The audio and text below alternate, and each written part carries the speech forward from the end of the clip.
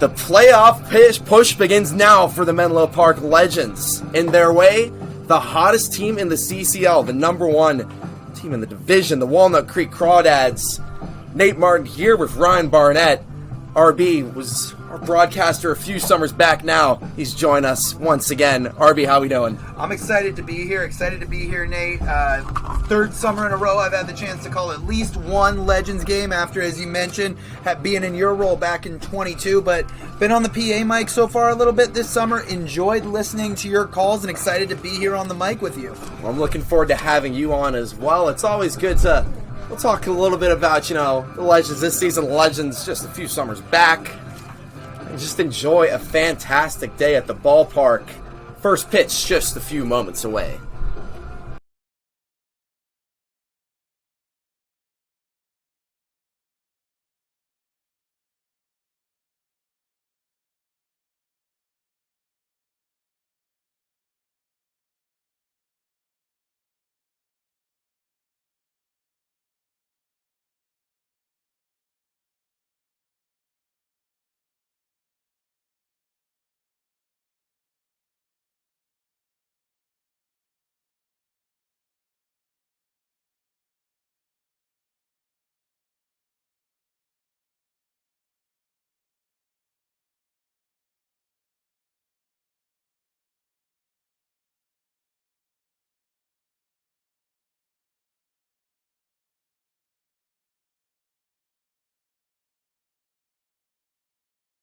Welcome back in here to the broadcast. First pitch, just about to happen. Nate Martin here with Ryan Barnett.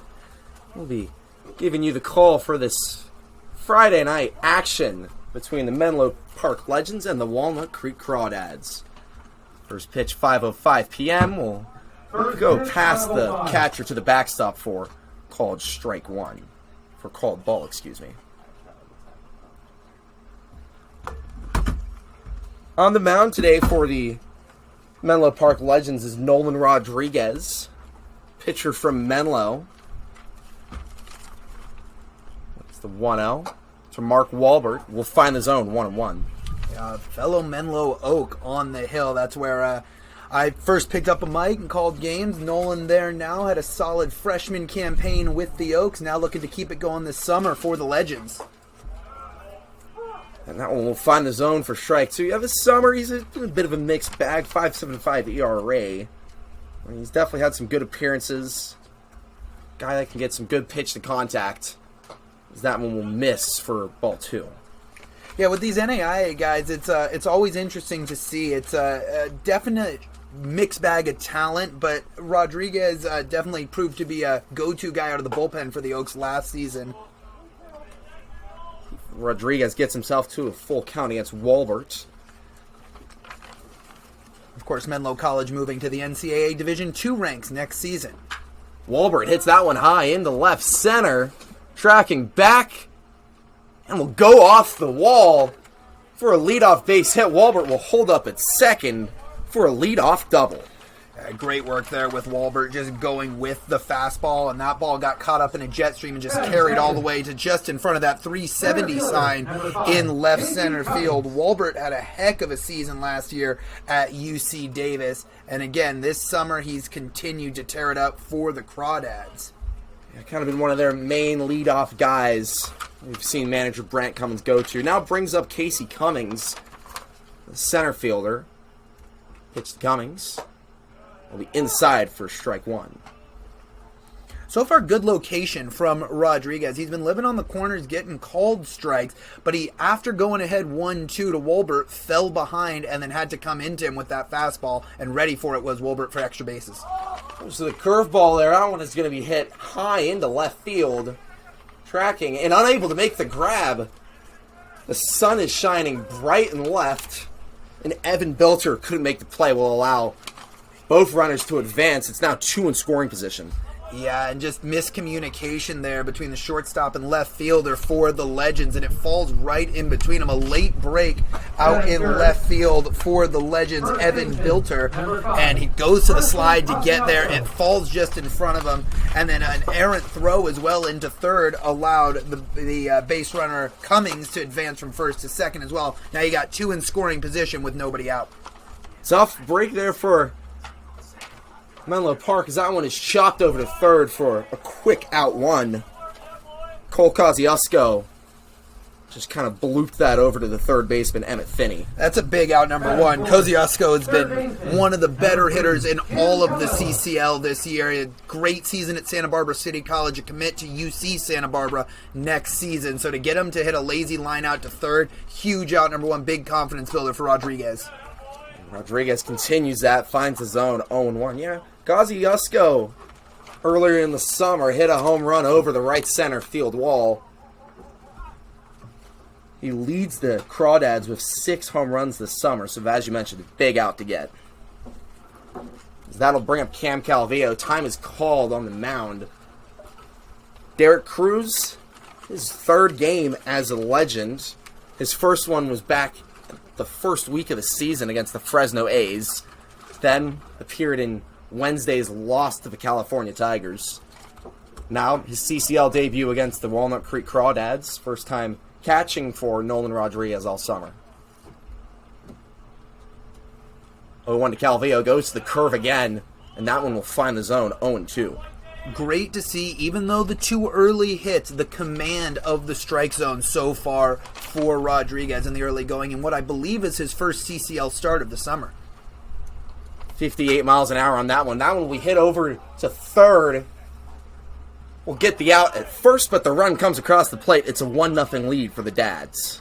Yeah, and just unlucky there for the Menlo Park Legends. Over at third, it looked like potentially Emmett Finney could have made a play at home, but that ball just died on the turf. Something you don't always see. Usually it's more springy off the turf, that rubber artificial surface. But that time it just died. No play for Finney but to go to first. The Legends trade the out for the run there, and it's 1-0. Finney playing a position that we haven't seen him too much in the summer. He's mainly been kind of outfield, a little bit at first base. Now playing the hot corner, expecting a lot of action against this Crawdads lineup. That'll bring up Ethan Leal, the left fielder, who finds himself in a 1-1 count with 2 outs, 1 on. And you're seeing Rodriguez go to the whole arsenal here in the first inning, which leads me to believe it may not be a long start, more a bullpen game for Coach Chris DeBoo and company. But again, showing good command of all those pitches. He's given up 1 run early here. Again, induced weak contact that resulted in a double in the second batter of the inning. Now it's time to just do some cleanup work. Keep that score deficit going into the bottom of the first at just 1 run. 1-2 count. Will be high for a ball. The thing, Rodriguez working with a 3-pitch mix of fastball, slider, and curveball. What's so tough? We've seen that fastball kind of around the low to mid 80s. We saw a curveball earlier in the inning that was at 58 miles an hour. Quite a differential. Hard to read as the hitter. As Leal calls time there, 2-2. Yeah, again, you don't see as many NAIA ball players or Division III ball players here in the CCL. That's usually more the BACL guys. But the Legends have trusted Rodriguez. Despite he doesn't have the good velo, he's been hitting his spots. 2-2. Hit high in the left. Bilter tracks. And will make the grab for the final out of the inning. 1 run comes across the plate for the Crawdads. The Legends lineup will find themselves down in the bottom of the first. It will be Hayden Young Goldberg, Evan Bilter, and Ty Pena making his Legends debut.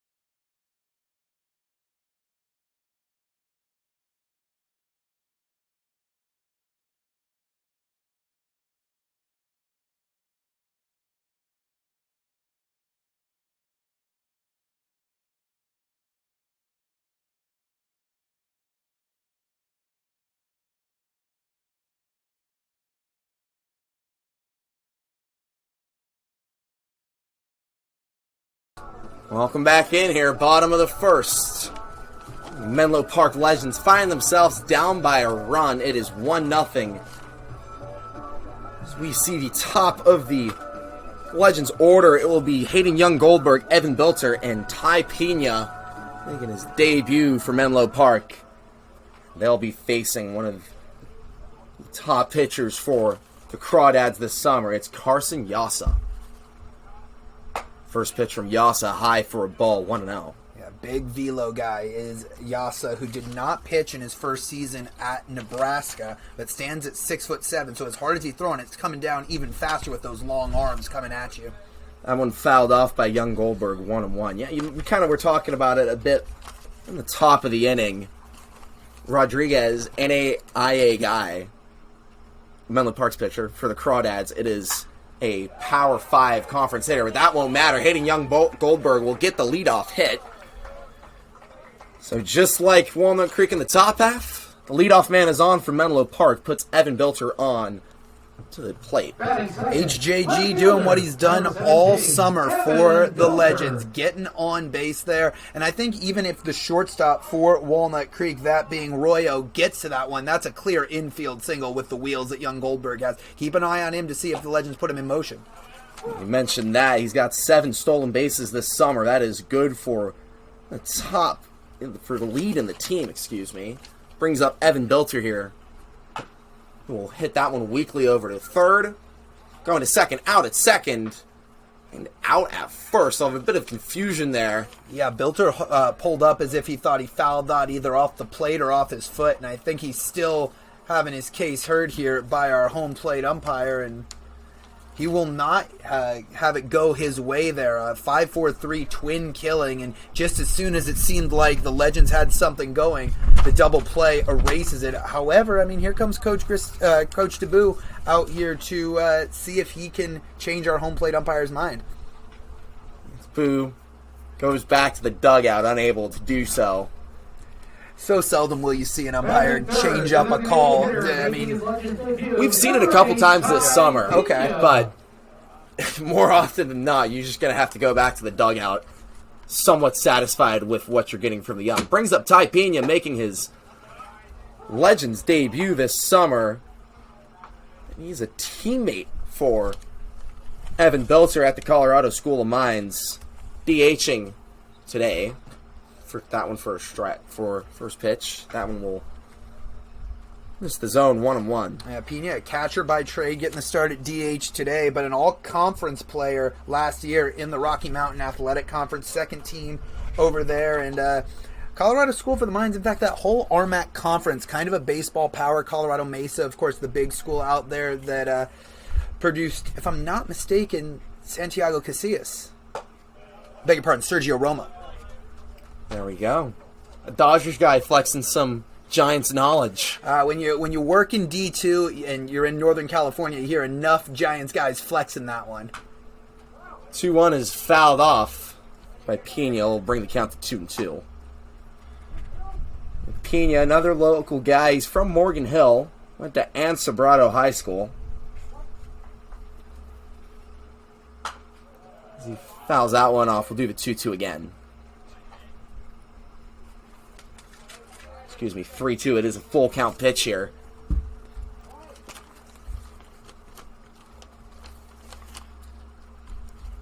Payoff. We'll miss the zone. 2-out walk from Pena.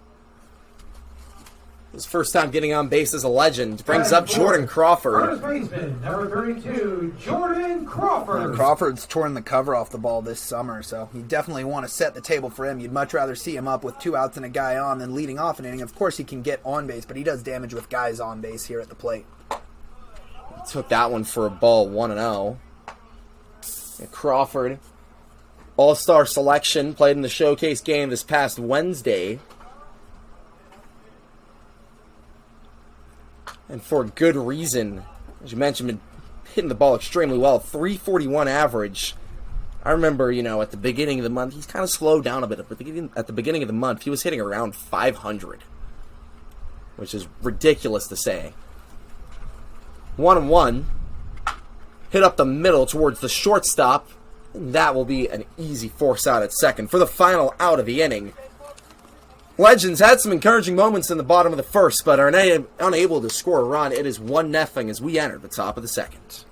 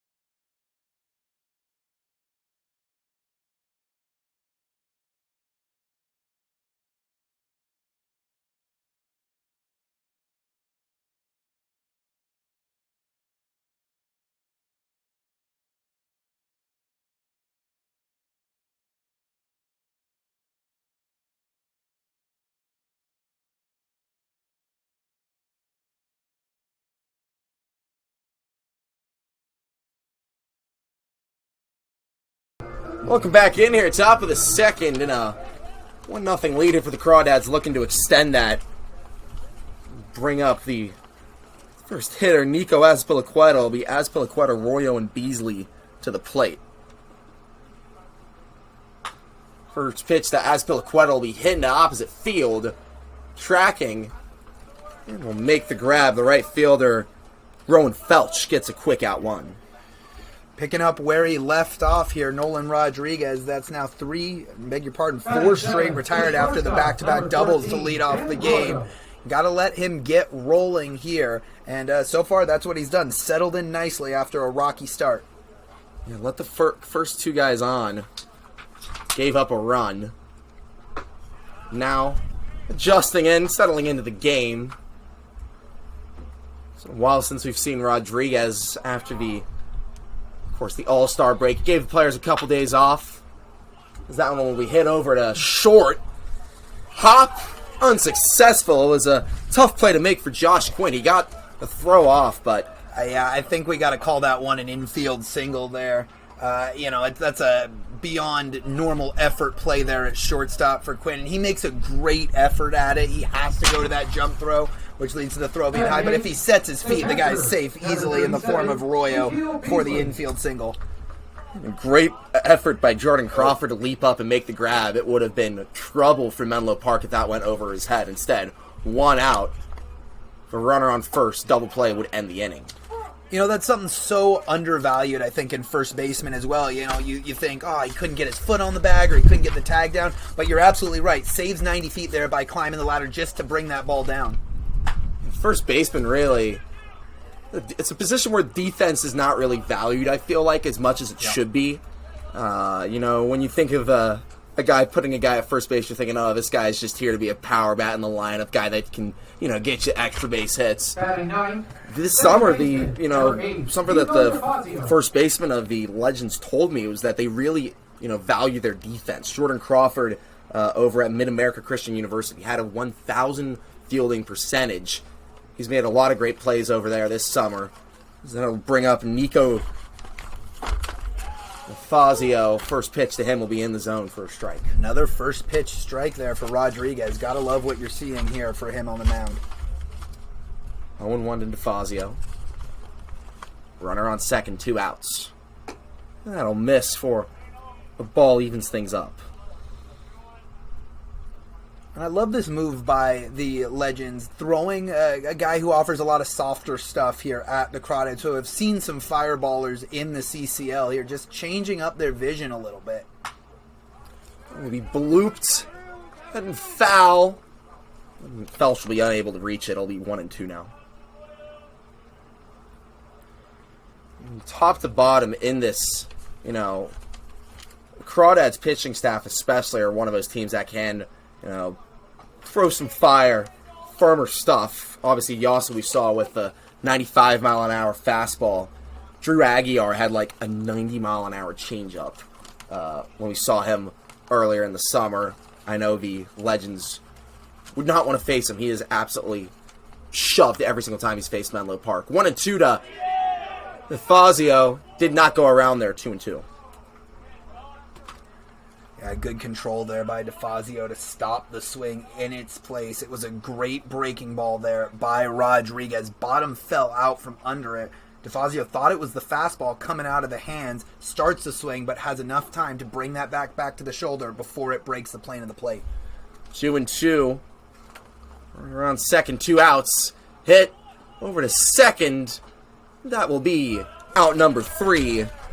Play made by Nicholas Walsh, playing a position that he's also not really used to. That wasn't matter. Defense shining through there for Menlo Park.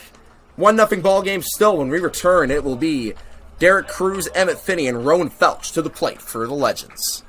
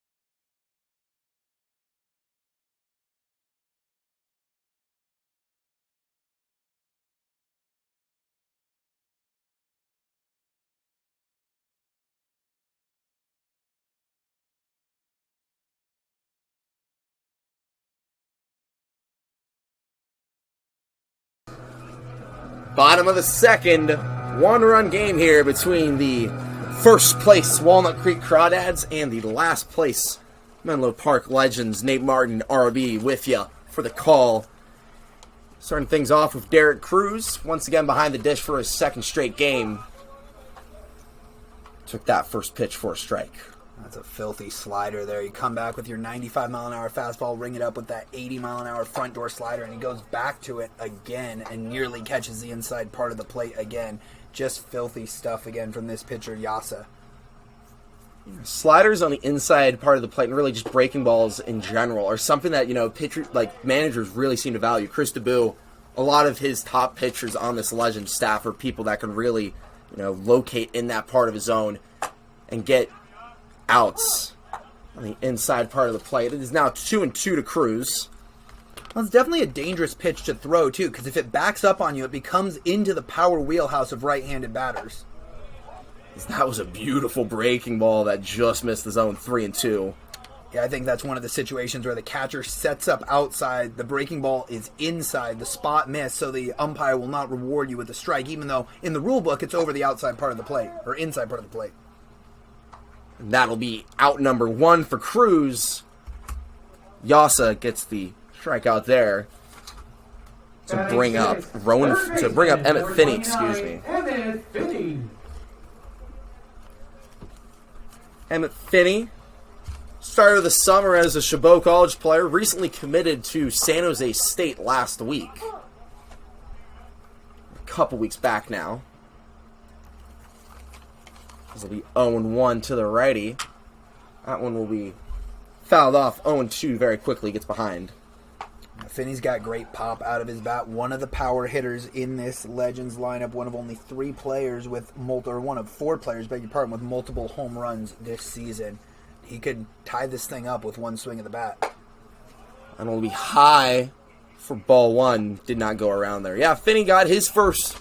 I remember it very clearly. Finney got his first home run of the summer right here at CSM, which is not, with the jet stream out and right, it is not an easy place to hit the ball out of the park. As he swings and misses at that one for strikeout number 2 of the inning. Yeah, you make a very astute point there, however. I mean, this is definitely a pitcher's ballpark. I think I've been here now 4 or 5 games this summer. Obviously, you longer. I think I've seen 1 ball jump the yard this entire season between the Legends and Legacy games that I've worked. I'll bring up Rowan Felch for called strike 1. But no, what I remember about that home run was that he was looking for he hadn't had a hard hit ball all summer, and he'd gotten close so many times. That was his first hard hit ball. It was 98 mile an hour off of the bat. Went 410 feet over onto Highway 92. And the best part about it was that what he told me in the post-game interview afterwards was that he called his shot. He told our social media intern Spencer Rand that, hey, I'm going to hit a home run. I got some big boy juice in me. That one will be fouled off 1 and 2. Well, this is a game for this Legends lineup where you could see the ball fly around the yard when you've got a guy like Yasa providing as much power already. If you can just put a good swing on it, good barrel, that ball will carry when he's throwing 95, 94, low to mid 90 fastball that Yasa is delivering the current Cornhusker and more currently Crawdad Yasa. 2 and 2. Felch hits that one high and foul. Do it again. Yeah, Felch, another one of the power bats in this lineup. He's yet to hit a home run, but we've seen a lot of extra base hits from him into the gap in right center. Has gotten close a couple times. He rips that one foul. 94 miles an hour off the bat there. Yeah, providing the power there was Felch and not Yasa. We had Felch last summer when the Legends were part of the BACL, and yeah, great gap-to-gap power and great wheels as well on the base path. High IQ base runner. Felch committed to UC Irvine earlier in the year. Of course, the Anteaters, our College World Series team. That one, 3 and 2, will drop in the zone. Strike 3, looking. 3 strikeouts that inning for Carson Yasa, the Cornhusker, absolutely raking. When we return, top of the 3rd, it'll be the top of the order for the Crawdads, Walbert, Cummings, and Kosciuszko.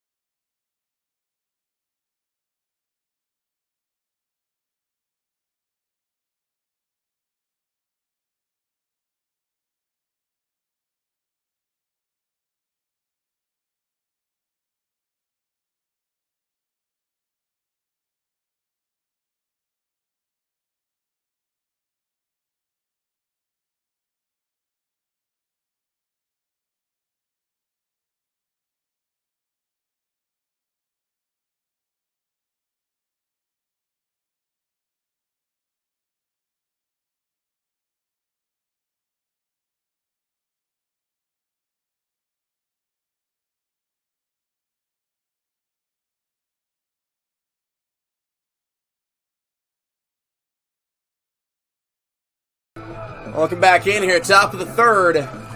And a 1-run game between the Crawdads and Legends. Top of the order coming up here for Walnut Creek. It'll be Mark Walbert leading things off.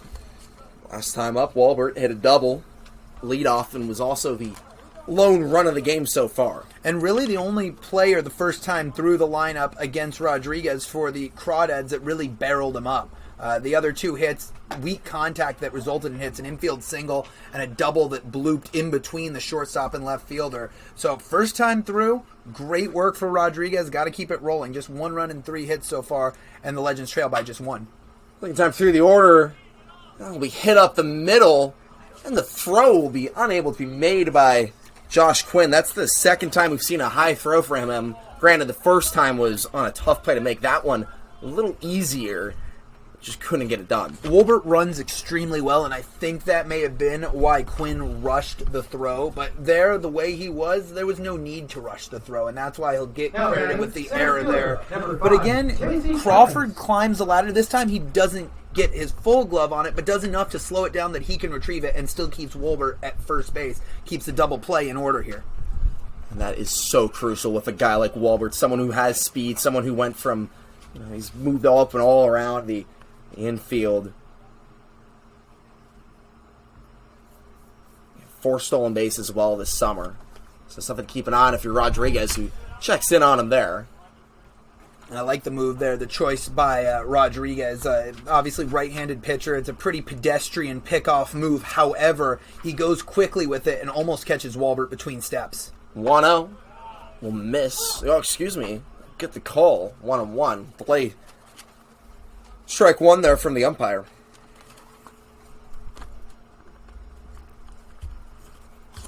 So it'll be 1-1 to Cummings. Runner takes off. Wolbert will be comfortably safe at second. That's his 5th stolen base of the summer. And you do everything right there if you're the Legends catcher, Derek Cruz. It's a great throw, but on a slow breaking ball, great jump from Wolbert. You can't do much better. He just slides in safely in front of the tag.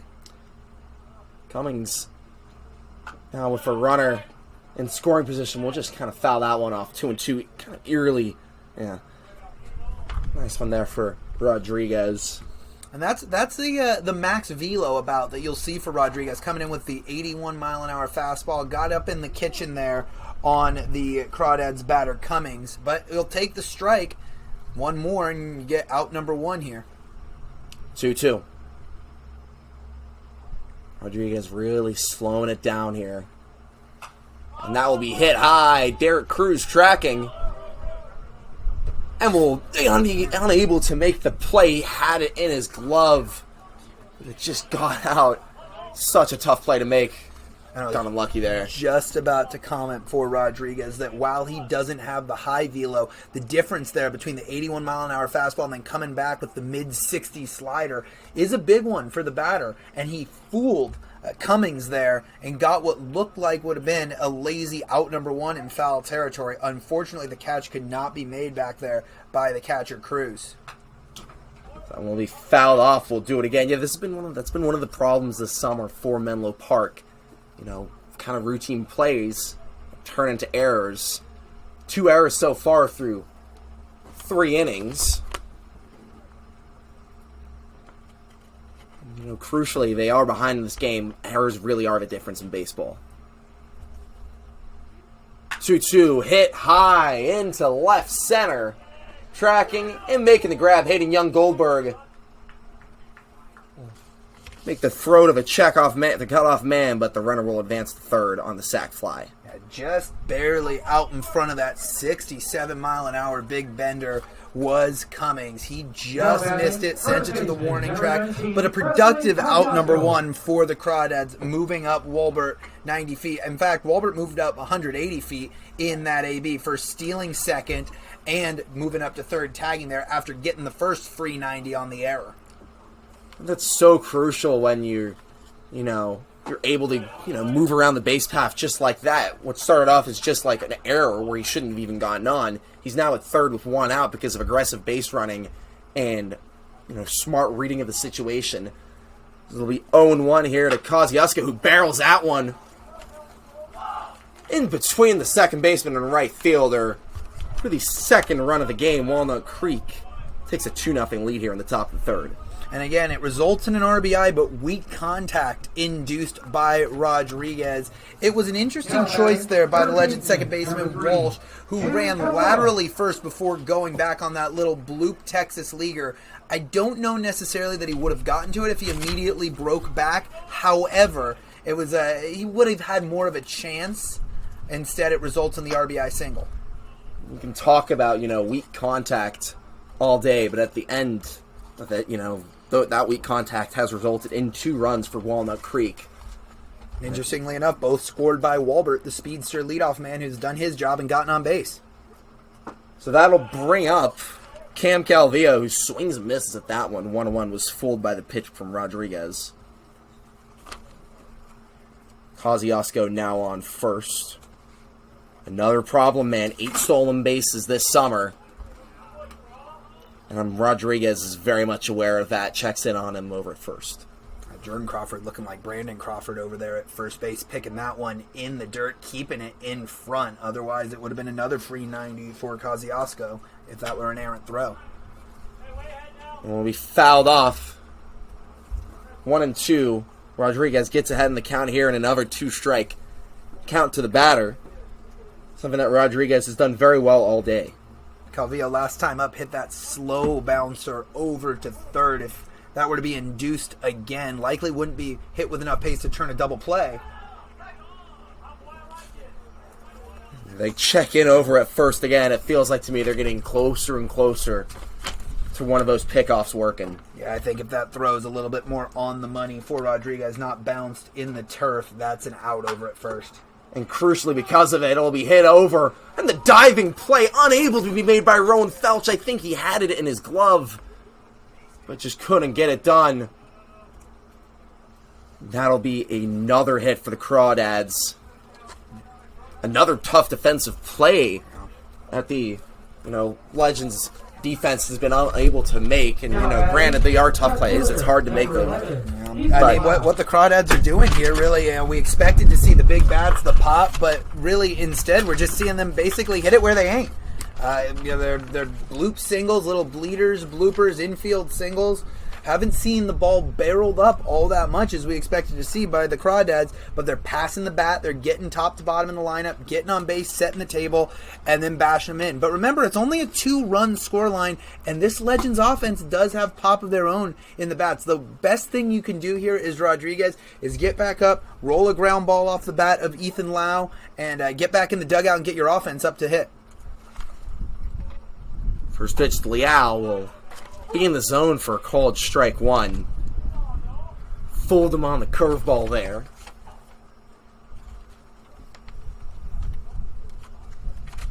Could be tough to turn the double play with Calvillo,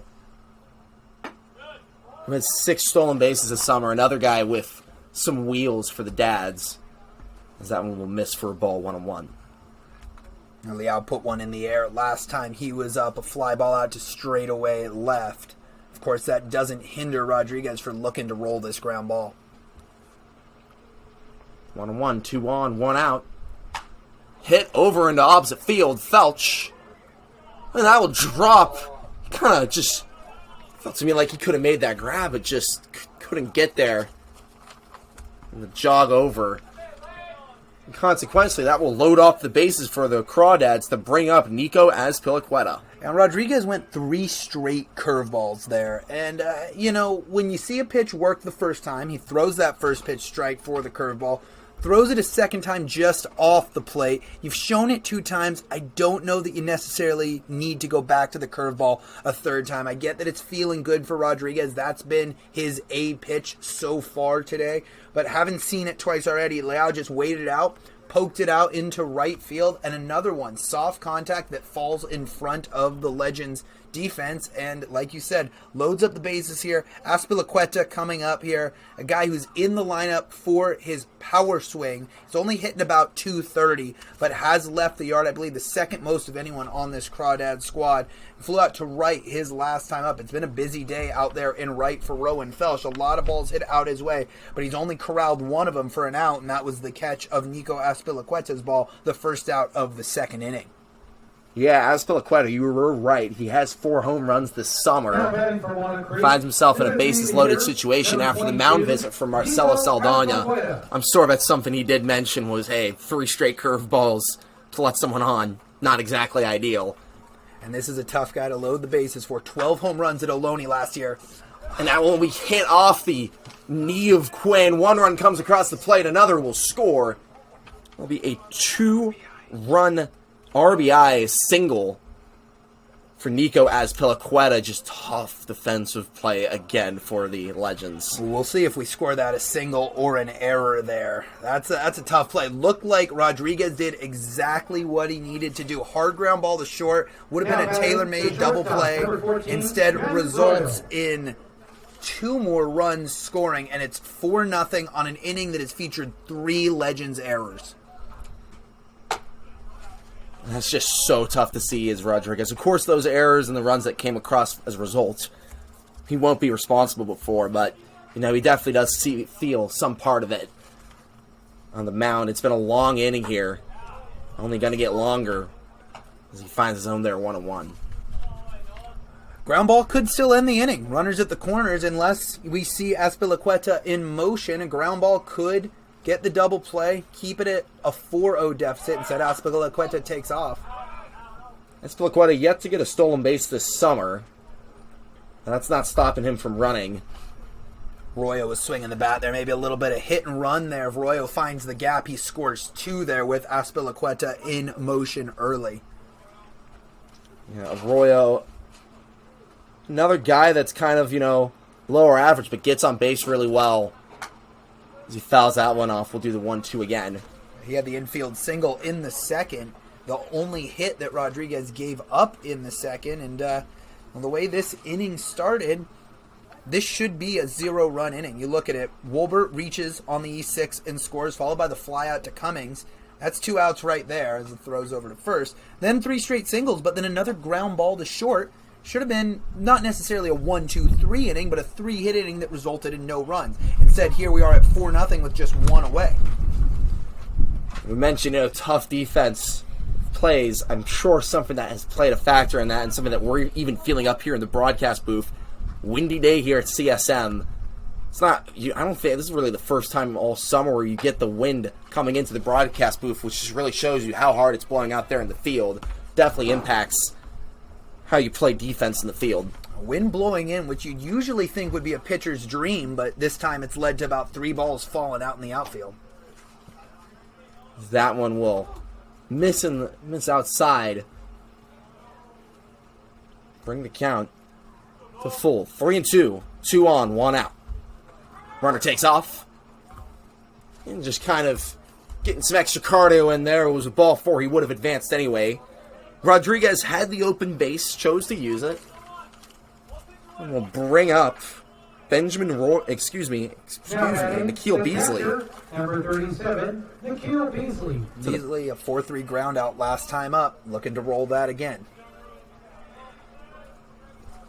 Yeah, bases loaded here. The second time the Crawdads have been in a bases loaded situation this inning. Last time around they scored 2 runs. Legends bring Crawford up to the first cut of the grass here. Likely a situation where if you get a ground ball to the corners, you go home. Middle infield looks to turn 2. That one almost hits Beasley. Instead, we'll miss to load up to bring up the count to 2-0. Yeah, only 2 3-ball counts so far this outing for Rodriguez. They've resulted in a double and a walk, though, so far, and in danger of falling behind 3-0 here.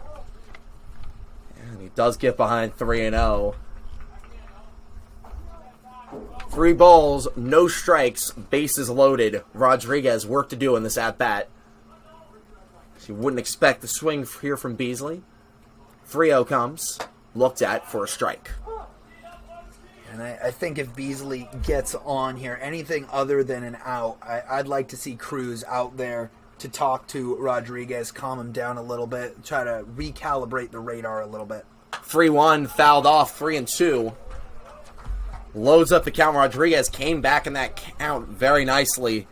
Got the foul ball there. Nothing like it. Full count, bases loaded. the best situation in baseball. That one will be hit over to short. Quinn will not turn the double play. Instead, just get the easy out at first. One run comes across the plate, but crucially, you get that second out. Yeah, I mean, you can't be too upset with the result there. Obviously, a run comes in to score another slow grounder. You'll take the second out, certainly. It at least gets confidence back to Rodriguez, and obviously, if you're the Crawdads, you're happy to keep it going. Now, the fourth run to come across this inning, building an early 5-0 cushion.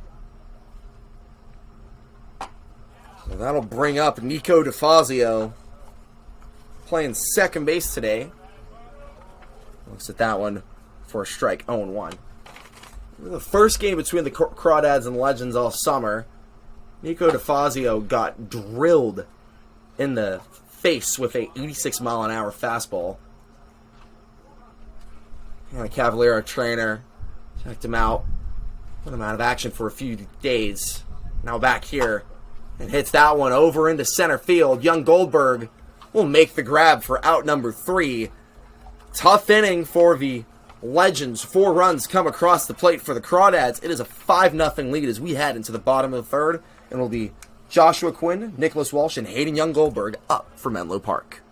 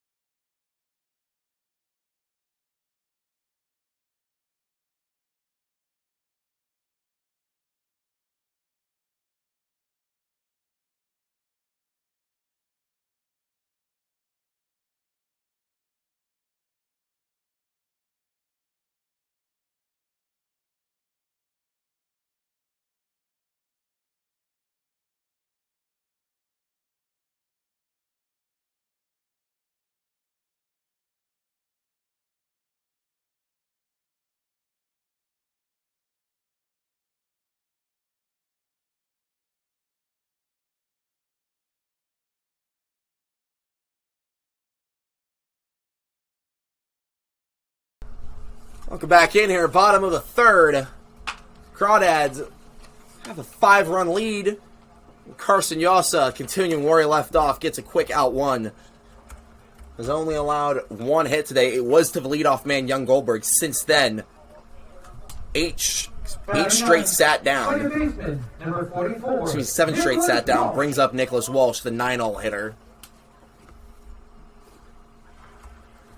So tough for Legends. He's been a tough pitcher to get to in general for the whole summer. Yossa working with a 3.82 ERA. He's got 41 strikeouts. That leads the Crawdads by a good margin. Yeah, you got a lot of positive things to see if you're a Cornhusker fan out there for next season. Obviously, didn't get to see him pitch last year, Carson Yossa, but a lot of big things this summer that he's done in the CCL. Finds his own there, 2-1 to Walsh. Of course, Nebraska, great college baseball state. Obviously, that's where they have the College World Series. Also a good college baseball state because one of the Legends' top arms and current first base coach, Dawson Raddick, is from Gretna, Nebraska. Small town just outside of Omaha. 3-2 here to Walsh. Cornfields and baseball, that's what they know in Nebraska, and certainly it looks like Yossa's a corn-fed boy. And that 3-2 hit is pieced into right to left center by Nicholas Walsh, who gets a one-out double. Great piece of hitting there from the 9-hole hitter. Exactly what you want from kind of the back-end guy.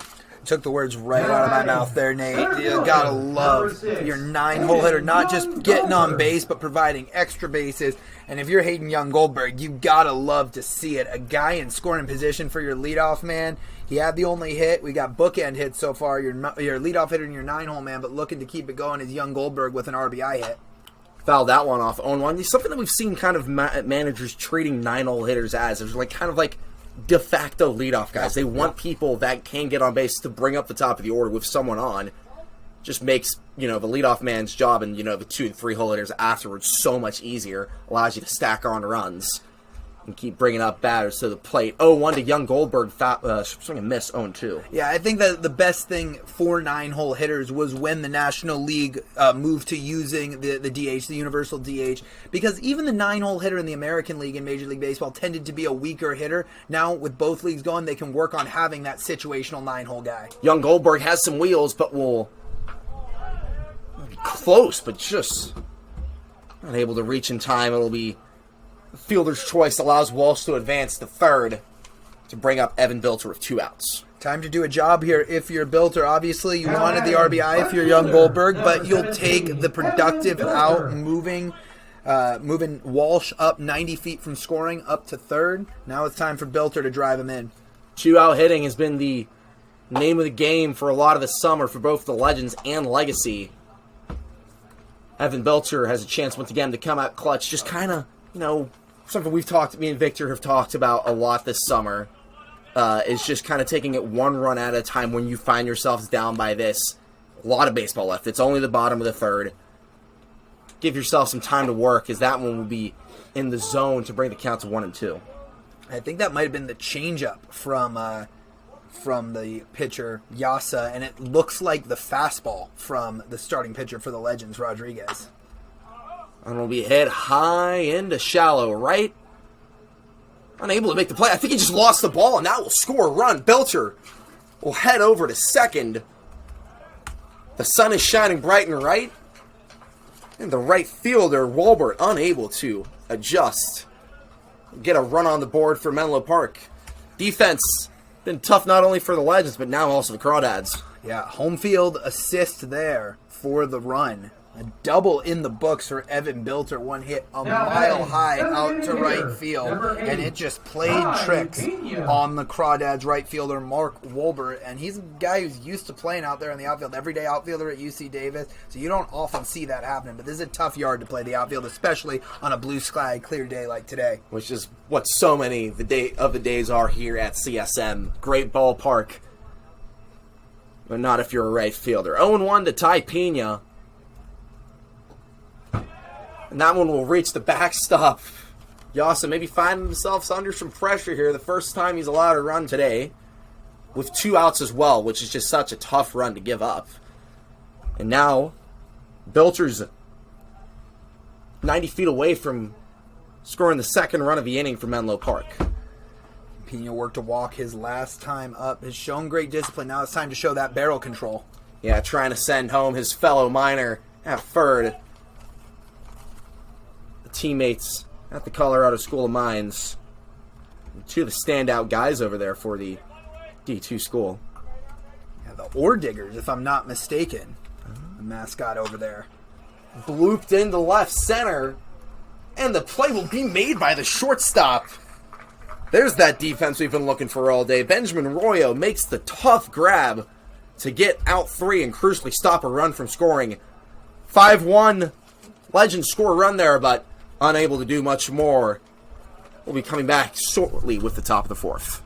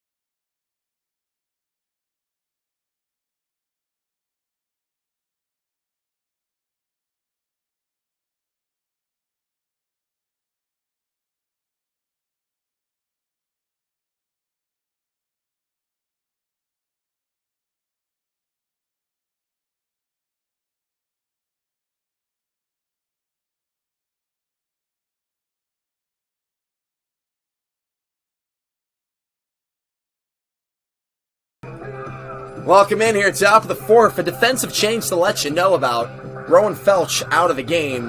Logan Musey in for him. Musey at left. Evan Bilcher moves over to right, position that he's more used to, kind of been the main right fielder used by manager Chris DeBoo. Top of the order now to the plate. It will be the leadoff man and right fielder Walbert, who hits that one over the head of the second baseman.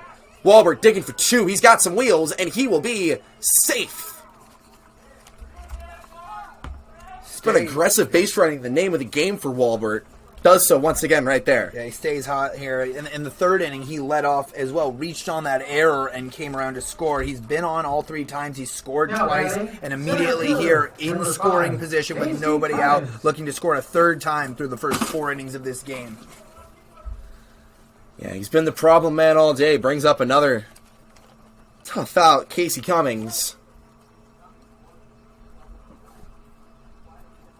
First pitch to Cummings. Rodriguez slowing it down. Something that we see him, and he really likes to do when he's got a runner in scoring position, kind of check back, get a long look at him, and then make the pitch. That one will miss, ball one. Yeah, Rodriguez just wrapped up a year at Menlo where he was used out of the bullpen, but also as a starter. Something that we've seen a lot from a lot of pitchers this summer is guys that, usually are in the bullpen, but also can make starts. Rodriguez, one of them, was 2-2 this past season. 24 strikeouts in only 12 games. The 2-0 pitch will find the zone 2-1. That'll be interesting with Rodriguez on the bump, how long they'll let him go. I believe 4 1/3 was his longest outing at Menlo College this past spring. Don't know how long he's gone here for the Legends. You may have that off the top of your head, Nate. I do not, but he has mainly been a starter this summer. We've seen him a couple times out of the bullpen. But really, he's been kind of a guy that you can, have start a game. He'll give you a couple innings. Excuse me, I'm wrong. He hasn't started the game. It just feels like he's an inning eater, really, in the middle of the game. That's why it feels like he's a starter, because he's a guy that can go long for you. Yeah, sort of a lost artifact of the game of baseball now is that long relief role. But it's definitely something you see more in the college game than you'll see in the professional game. And Rodriguez has rocked that role, earns the start here. And remember, yes, the score is 5-1. 4 unearned runs. This should be a 1-all ball game. He has pitched his arm off so far today.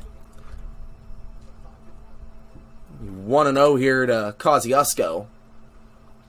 Leads the Crawdads in home runs. Looks at that one for a strike, 1-1. Yeah, we go, the long reliever, especially with kind of a transition to baseball, you see a lot of teams doing bullpen games where they start, their bullpen and throw a lot of guys out of it. You would think that would allow for the long relief role to come back, but it does not. Of course, I think part of that, is the emphasis on high pitch count as Kosciuszko tanks that one high and over center field wall. That one will be a 2-run shot. His 7th home run of the summer and 2nd here at CSM.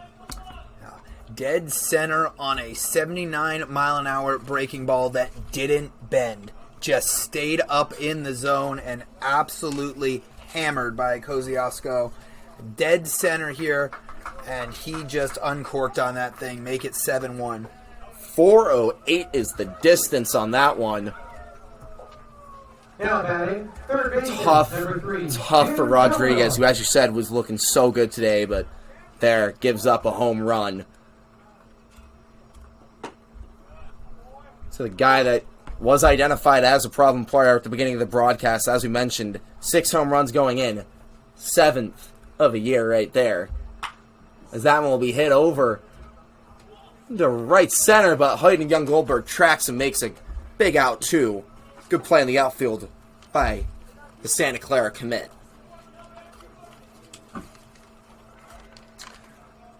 So that was Cam Calvillo now batting, put down there, second out. Brings up Ethan Liao, the left fielder. So far today, flew out to left and then hit a single over into right field. Liao just like Calvillo the last time he was up, had one of those bloop singles to right center, the 3 straight. It was actually Kosukio, Calvillo, and Liao, 3 straight shallow bloops out to right. Not a shallow bloop from the first baseman this last time up, obviously. The 2-run home run followed by the fly out to center for Calvillo. Now looking to get a big out number 3 and get through 4 innings is Rodriguez against Liao. 1-1 to the righty, who looks at that one called for strike 2. It's just so tough for you as a pitcher, after you give the home run. You still have an inning to finish, but Rodriguez, after that, has shut things down, although that one will be hit into the left center gap and will drop right in front of Logan Musey for a 2-out single from Ethan Liao.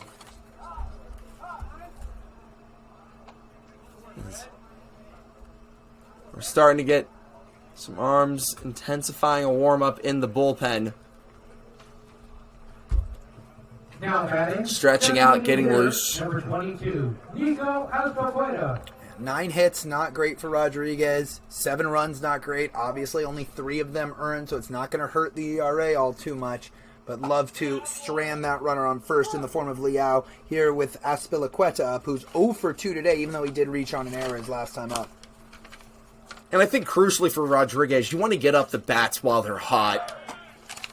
It was kind of last inning was kind of the first thing where we really see the legends get put some pressure on Carson Yasa.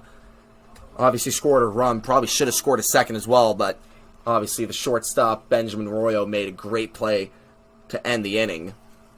I think the key here for Rodriguez, get this out. Although that one almost hit the hitter. Lucky that it didn't hit the hitter. Azpilicueta really danced out of the way of what would have hit him, and honestly, coming in at 80 miles an hour wouldn't have been the most sore of a fastball hitting you in the side, and could have taken first base. Otherwise, he'll get back in there. 2-1 hitters count. 2-1 will miss the zone. Liao advances to third, so once again, the aggressive base running pays off. You reach on the single, steal second, and now on the bad pitch from Rodriguez, you're 90 feet away from scoring a run and extending the lead. Got to just worry about the matter at hand, and that's the batter. Don't even worry about that base runner if you're Rodriguez. You've set down Azpilicueta, what should have been twice, a fly out to right and a ground out to short. Good to see him work back full. Now you got to get that last pitch. You've had that out pitch against him twice already. Full count. 2 outs. Runner at third. Pitch comes, hit foul, we'll do it again. And you can see with the lower velo from Rodriguez, these guys for the Crawdads just trying to wait out that fastball. And at times it results in you being late on it. That's what was going on with Azpilicueta there. He's waiting and waiting on that 80-mile-an-hour fastball and just hacks it off late to stay alive. But crucially, I mean, that allows you to send the ball into opposite field. It's something that we've seen the Crawdads do a lot today. Successfully as well, might I add. Yep. Probably part of the reason why Felch was pulled. He had was unable to make a couple plays out there and right. That'll be full count again. That one will miss the zone for a 2-out walk. Puts runners on the corners here for Benjamin Arroyo, the shortstop. And just the second free pass issued by Rodriguez as he puts Azpilicueta on. The other was surrendered to Arroyo his last time up back in the third, as we'll see Cruz go out and chat with Rodriguez. And I think that walk, more than anything, just watching it, could be a walk of attrition. So many foul balls. Rodriguez getting up there in the pitch count somewhere that he hasn't been quite yet this summer. And now he's just got to worry about getting Arroyo, who hasn't been retired yet today, a single, infield single back in the second, and then a walk in the third. Yeah. Now batting, Rodriguez, number 14, Ben Royal. approaching around like 85 pitches, 84. I think 84 pitches is his total, if my math is correct. And again, even for a long relief guy, that's a big number. 84, 85. Not sure if he's thrown that since back in his high school days in San Jose. That one is pieced into left center. One run comes across the plate. Digging to third is Azpilicueta. He's heading home. Throw coming in. He will be safe. A 2-out double clears the bases It is a 9-1 lead here for Walnut Creek. And the Legends have just struggled to strand base runners. That's what it's been, definitely.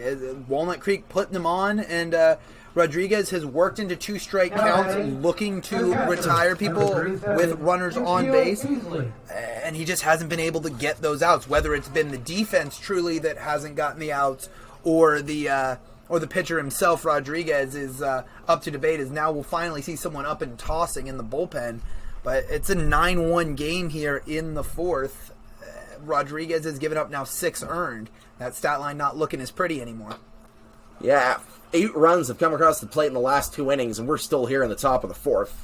9 batters came up in the 3rd, and we have the 8th batter of the 4th inning now here at the plate in the form of Beasley.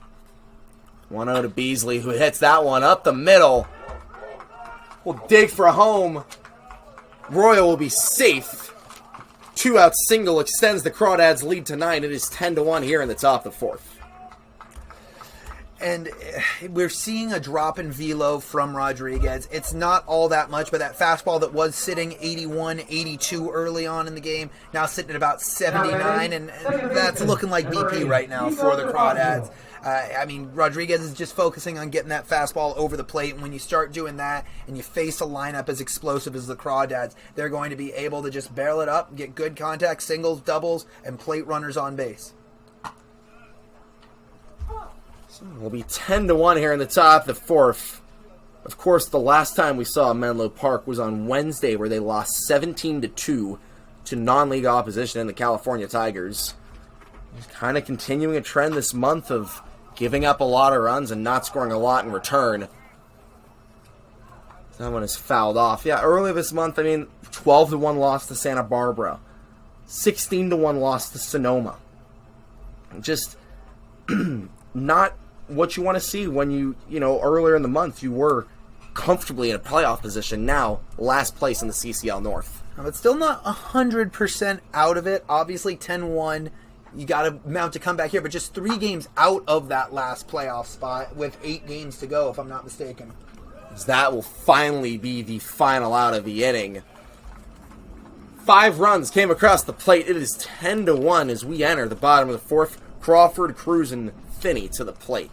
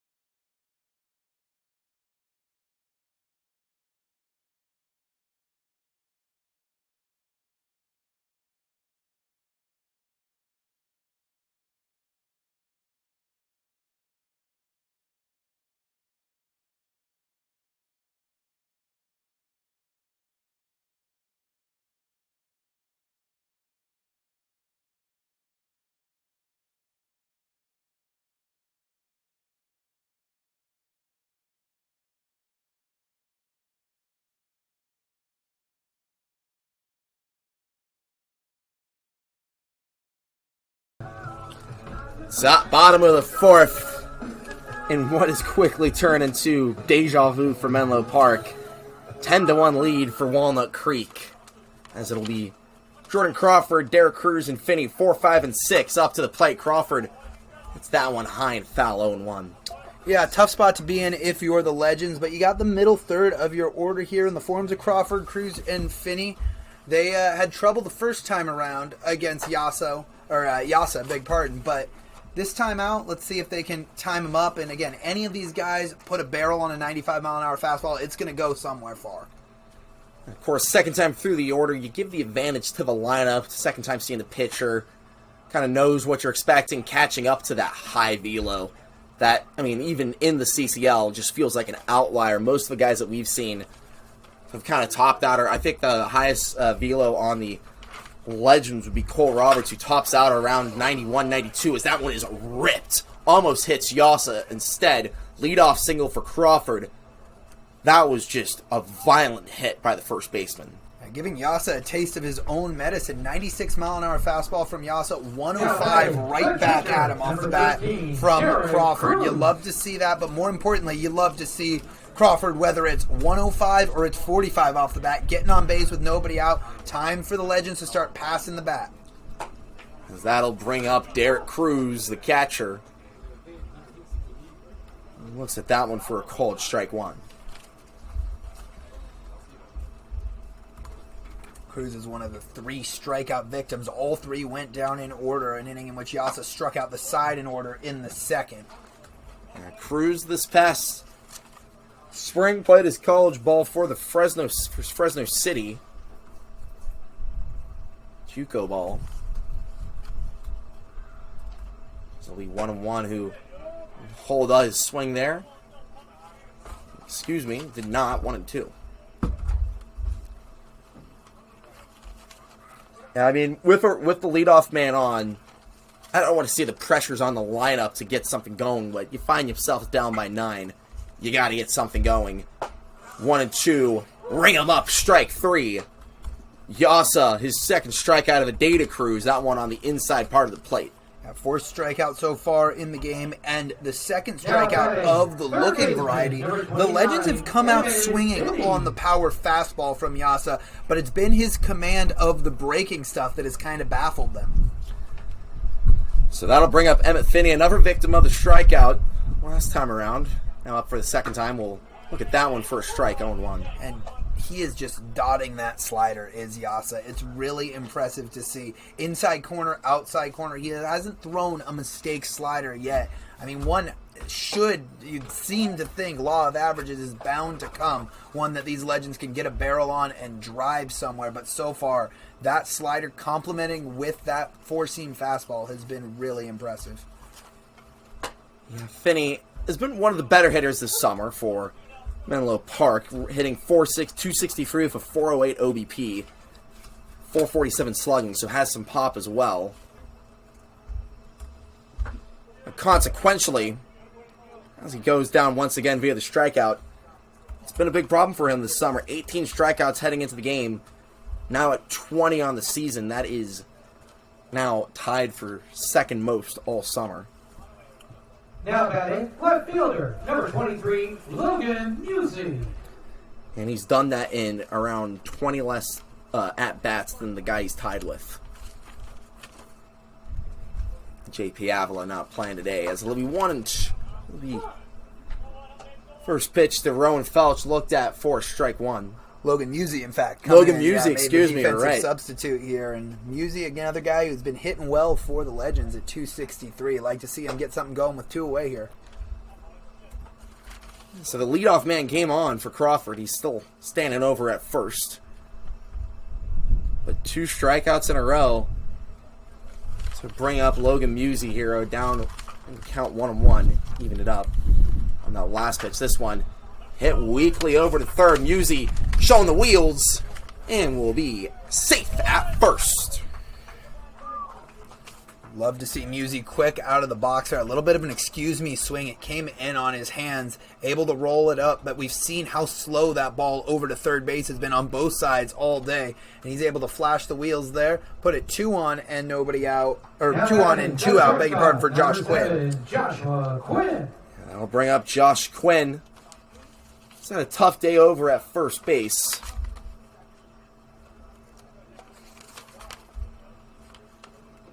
What can do?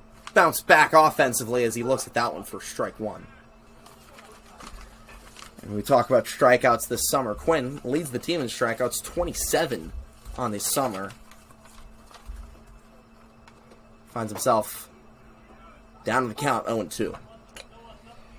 I was just about to say, was not a strikeout victim the first time, a ground out to third, similar to the ball that was just hit by Musey that he legged out for a single, but now in an 0-2 hole, in danger of strikeout number 28 on the season is Quinn. Looks at that one there, though, for a ball, 1-2. Quinn, a Cal Lutheran guy, he's played a couple years now here over at Menlo Park. You've commentated for him in your lone summer here. Yeah, I had Josh Quinn last summer, and again, a guy, you see Cal Lutheran, you think maybe D3 not going to be the hottest bat, but he swings a hot bat and plays a very solid shortstop. Obviously, as you said, a couple errors today over at position 6, but, that's got to be the hardest position to play. I know some catchers would argue that as well, but one of the toughest positions, I'll say, to play. And when it rains, it pours. A couple of errors, but he's bounced back, made a couple of putouts as well over at short, that wild pitch. Now he has a chance to put 2 runs on the board for the Legends. And he hits that one high in the left. It's going to drop for a hit. 1 run comes across the plate, digging for home. It'll be a 2-run single. And a big one at that. The Legends getting to Yasa again with 2 outs. Showing life as well. You love to see that. The Legends continuing to fight. 7-run ball game, but we're here in the 4th inning. So much baseball left to be played. The Legends still very much in this game. We'll assume Rodriguez's day is done as the warm-up is done in the bullpen. See if the bullpen can keep it at 7 and allow the offense to keep it going. Yeah, brings up Nicholas Walsh, who, another guy you won up here last time around, hit a double into the gap. Now, if a runner on first has the opportunity to move him around, though, those swings and misses at that one, 0-2. Going back to Quinn, as we're kind of talking about, he was a 283 hitter over at Cal Lutheran this past year. Has struggled a bit with his bat, only batting 192 in the summer, but great hit there. He takes off, hit. Oh, and another great defensive play by the Crawdads. That time it was the second baseman making the grab for the final out of the inning. 2 runs come across the plate. It'll be 10-3 as we enter the top of the 5th.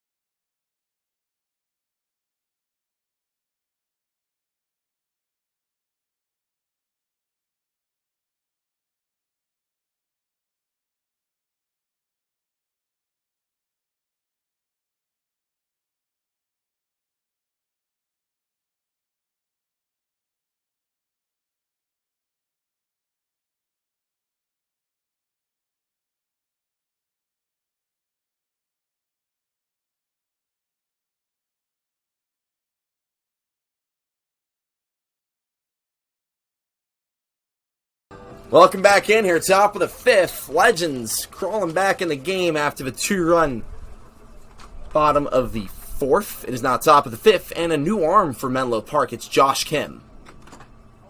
And the first pitch will miss for called ball one. Yeah, essentially you could look at this almost as a start for Kim, just looking at the situation that he begins in with Mark Wolbert leading off, the leadoff hitter who has led off 3 of the 4 innings for the Crawdads. He's reached all 3 times. Could not have it. The Legends did not have an answer for him with Nolan Rodriguez. Let's see if Kim can be the first to retire Wolbert. That one will be dropped, ball 2. Speaking of Rodriguez, got his line for you. 4 innings, 10 runs, 6 of those earned. 11 hits, 2 walks, no strikeouts on 91 pitches. RB, what do you make of Nolan's day? You know, it's a lot of, you got to wonder what could have been. Yes, obviously, 4 of those 10 runs are unearned, which is on paper what you can tell, but also with how many pitches he had to throw in that 3rd inning, then bleeding in residually into the 5th, or into the 4th, fatigue setting in. It's a much better day than I think the stat line would indicate, and a lot of positive things to come if you're a Menlo Oak fan. Of course, the college ball team that Rodriguez pitches for, and my alma mater. So I'm certainly excited to see what this kid can do next spring. This 3-1 pitch from Kim finds his own. 3-2 now. Kim joined the team only just a few, I think it was last week. Full count pitch already, and that'll be ball 4. Unable to retire Wolbert, his 4th time reaching base today. He's scored the first 3 times he's reached. Hopefully that will not follow suit against Joshua Kim. And Kim uses a high leverage relief guy at Cal Lutheran, another Cal Lutheran guy. The Legends and Legacy heavily going to that Cal Lutheran pool. 6 foot 195 and a big strikeout guy. Used for 53 innings at Cal Lutheran. He did fan 31 and walk just 14. Usually great command of his stuff. And has a little bit more velo than you'll see with Rodriguez. His fastball coming in mid-80s instead of those low 80s, high 70s fastballs that we saw from Rodriguez. Yeah, that's the main thing that stood out to me about Kim when I was doing my prep on him when we found out he was joining the Legends.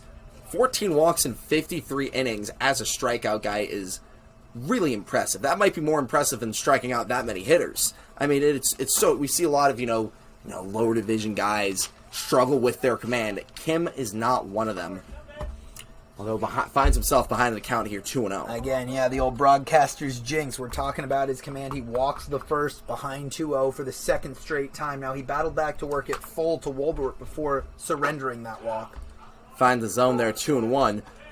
I think something that could have to do with that is maybe, taking a break from doing live at-bats. He joined the team only just last week. This is, I think, his 3rd or 4th appearance all summer. So, it's such a tough adjustment, when you're just pitching, BP or, just in the bullpen versus being in a live at-bat situation against real hitters in a real game. Changes the whole approach for the pitcher. As it'll be 2-2, 1 on, nobody out here. Swing and miss, strike 3. Kim gets the first strikeout of the day for Menlo Park. Puts down the 2-hole hitter.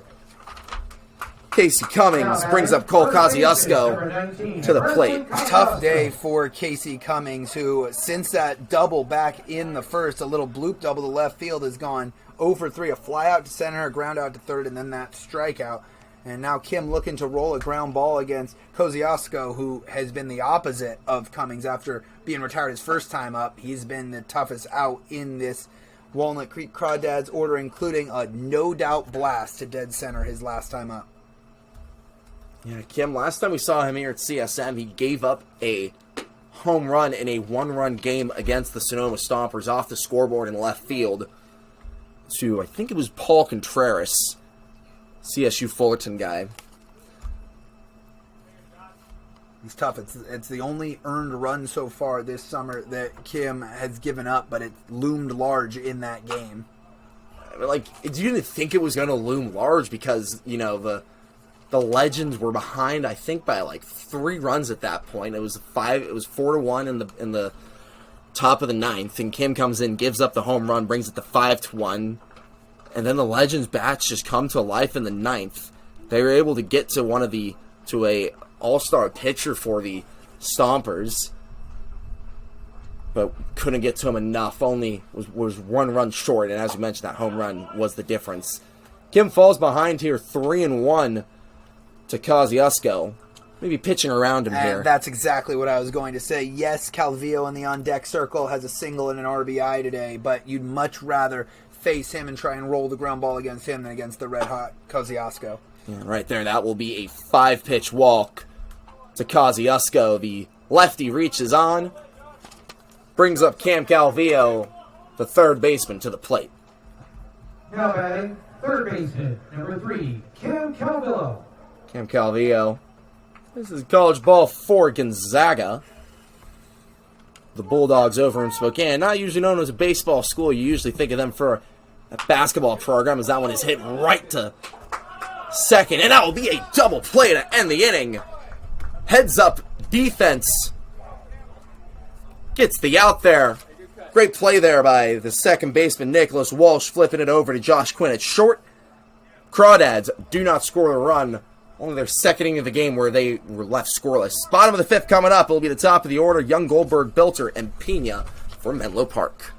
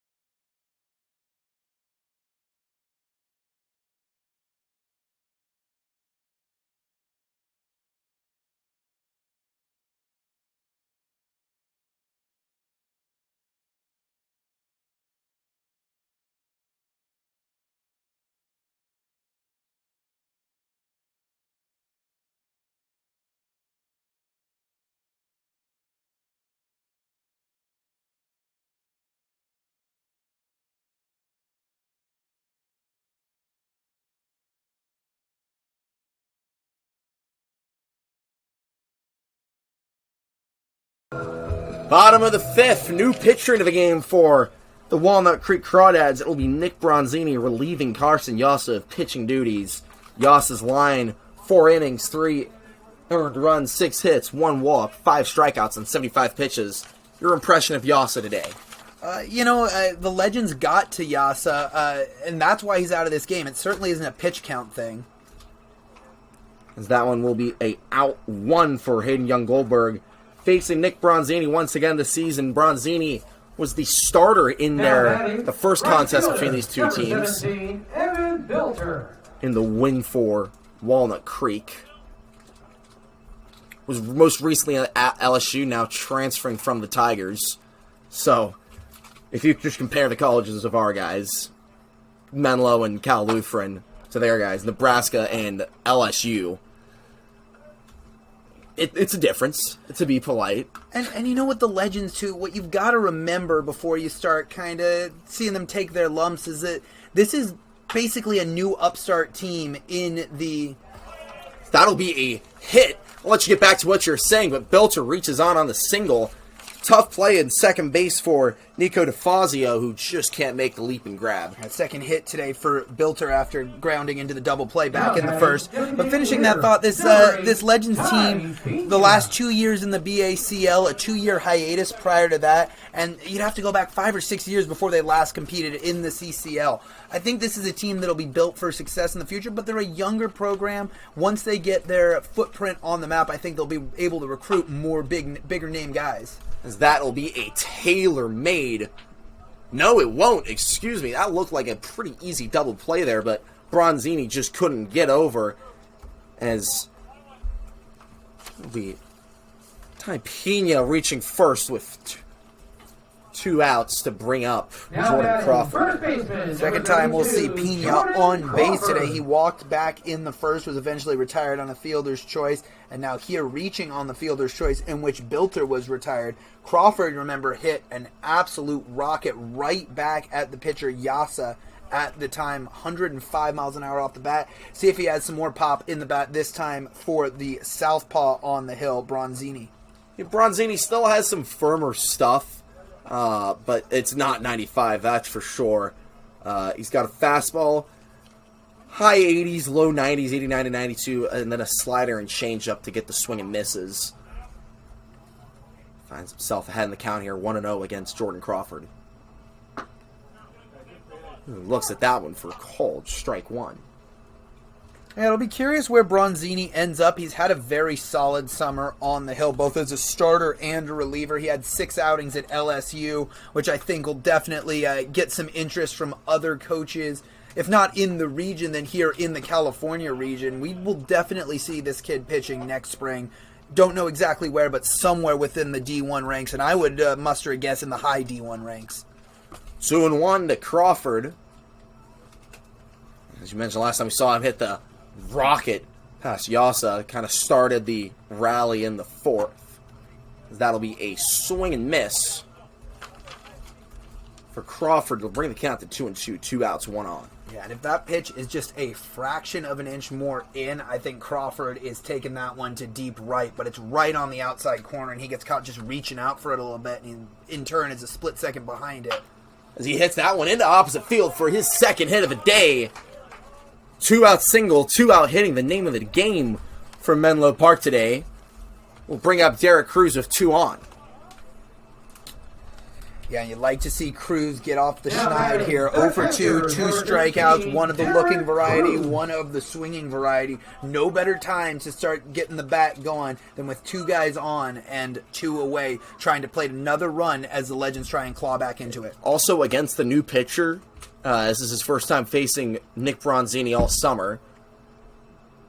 He looks to be wearing some shades up on the mound. First pitch to Cruz will be past the second baseman. 1 run will come across the plate. Crawford holds up at second. It's a 2-out single. And I believe that might be Derek Cruz's first RBI as a Legend. Yeah, and picked a good time to do it as the Legends continue to get those donuts off the scoreboard here in the middle part of this game. Obviously, 2 zeros hung up by Yasa to start the game. But since then, 1 run in the third, a 2 spot in the 4, and looking to keep it going. But 1 run here in the 5th. Kim, of course, hung up the 0 as well a frame ago, hoping he can keep it going as well as the Legends. Looking like a team that could make some noise in this game all of a sudden.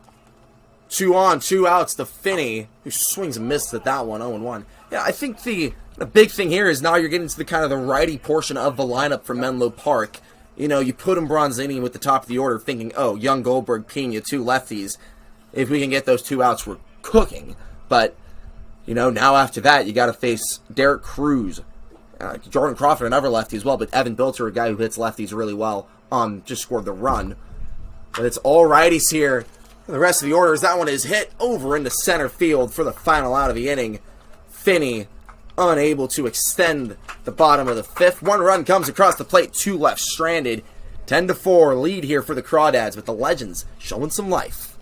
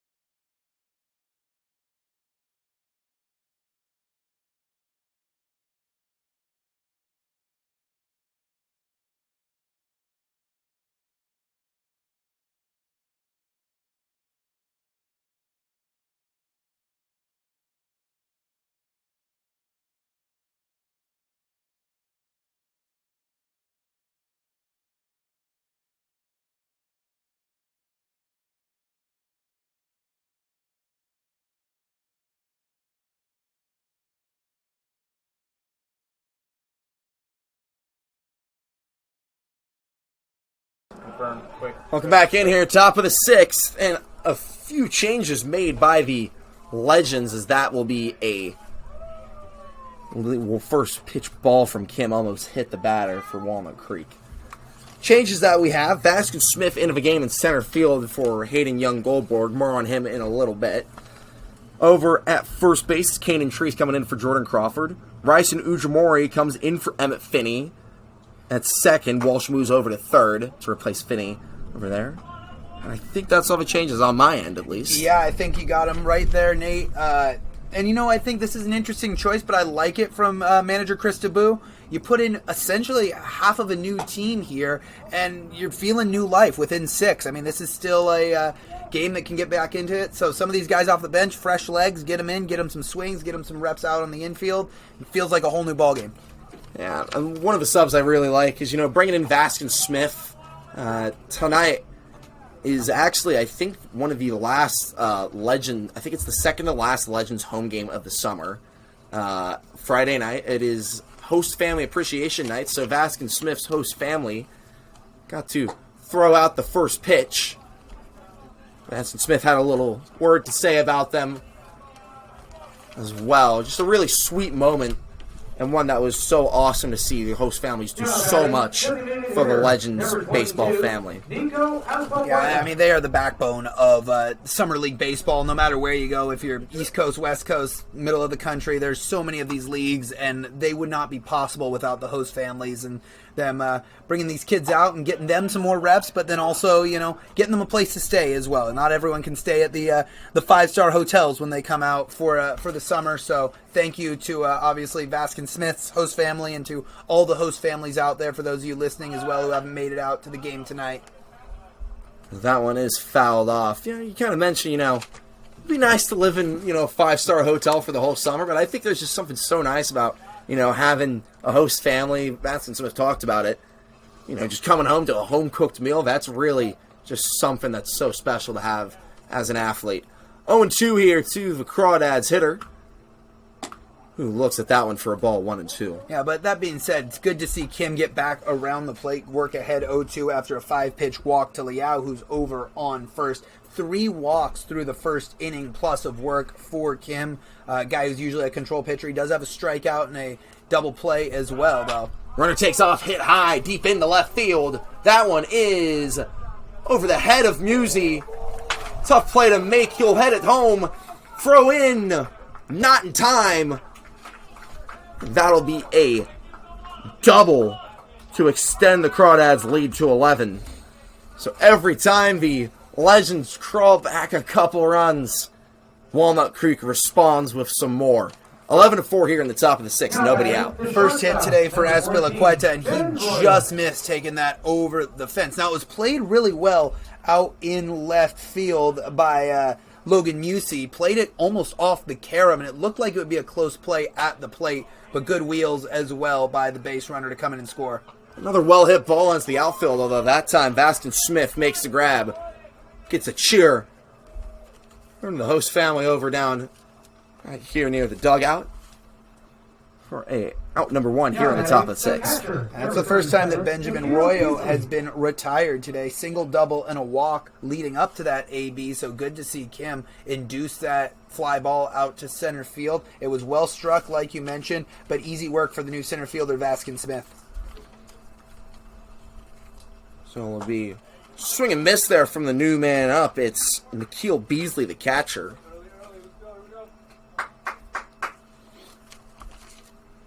Behind 0-1.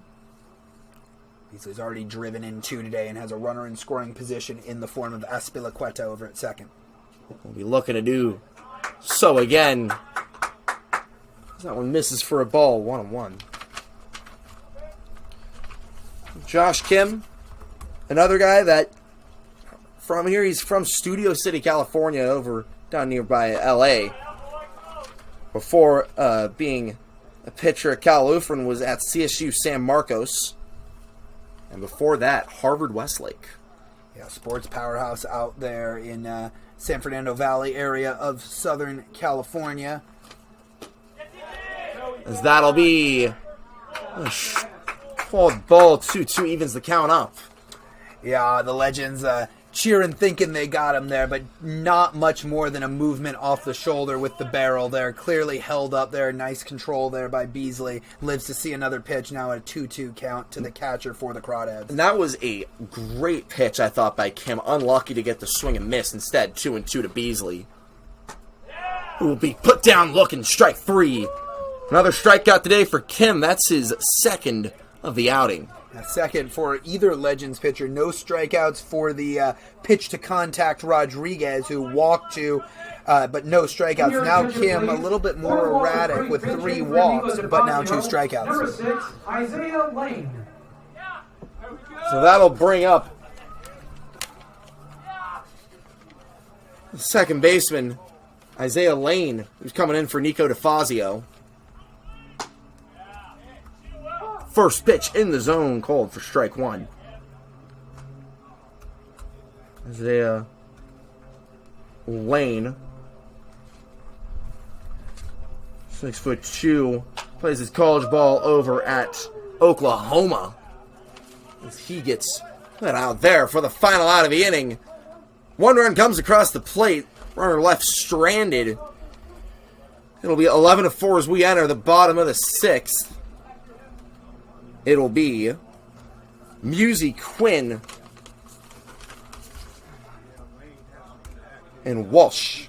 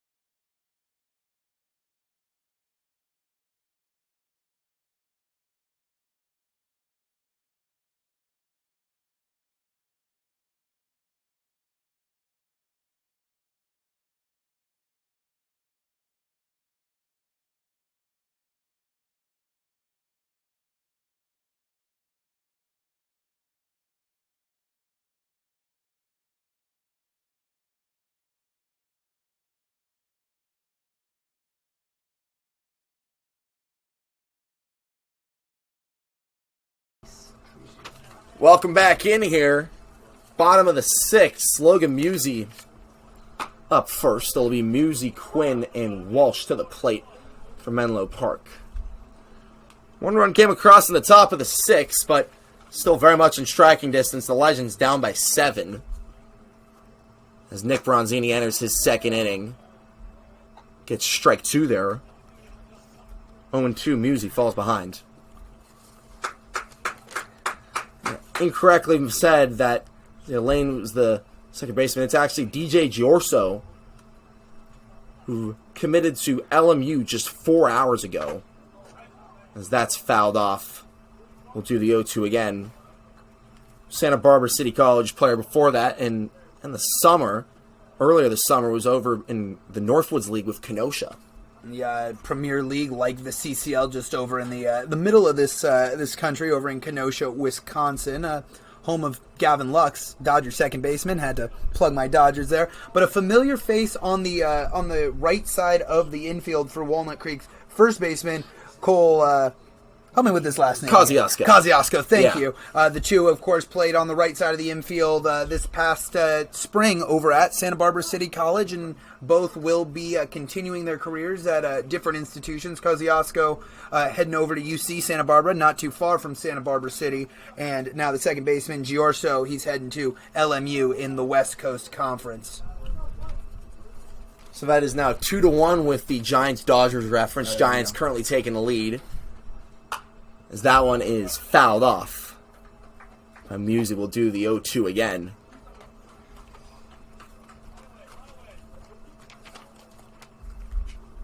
Of course, Santa Barbara City College, the feeder school for UCSB. Obviously, Kosciuszko committed there.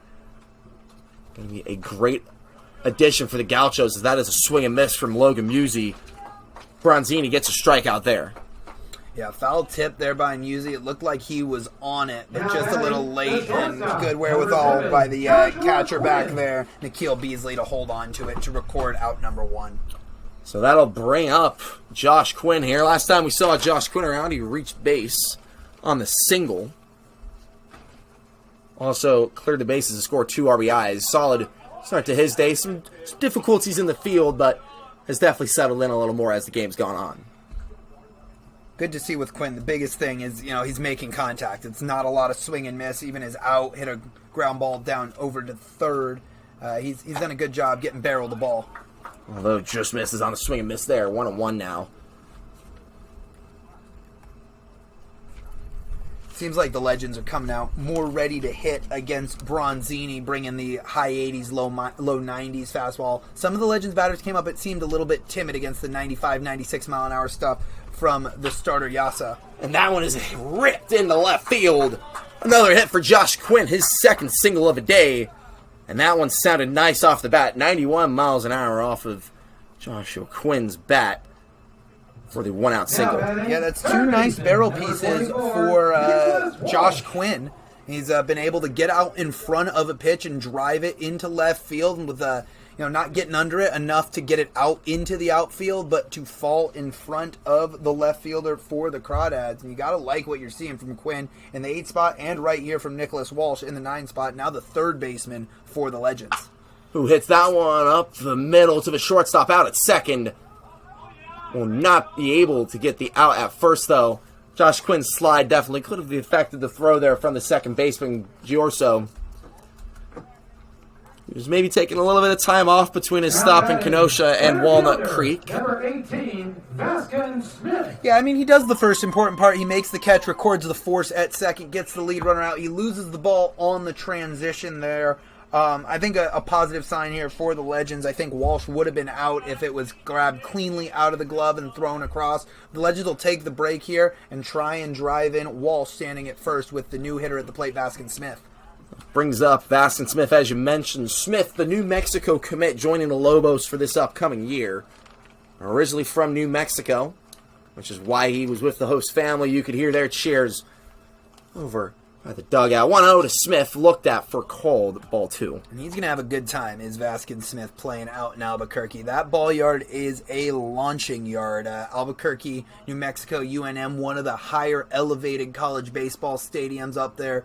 Not quite as high as the Colorado Schools or Wyoming, but still way up there, and that ball can really fly around that yard.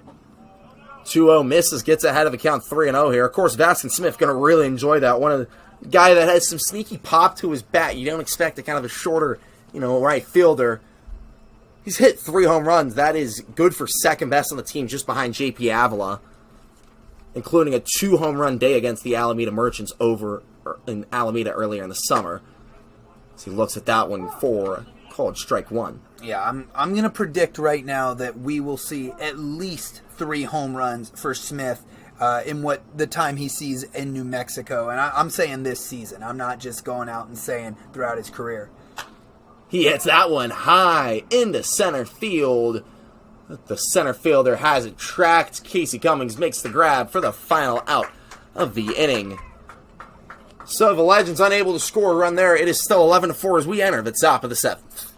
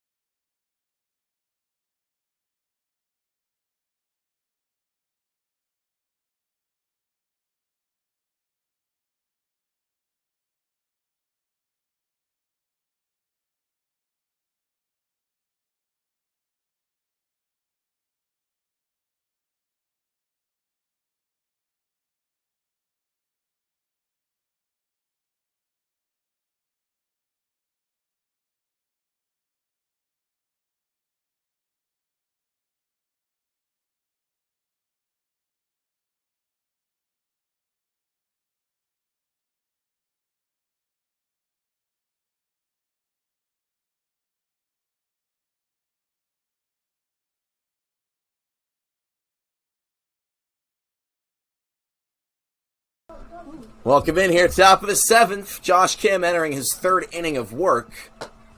First pitch high for ball 1-0. Here we go again. Mark Walbert. Mark Walbert up, huh? Yeah. Getting deja vu over here. 1-0 to Walbert. As that one is down first base line, just goes foul though.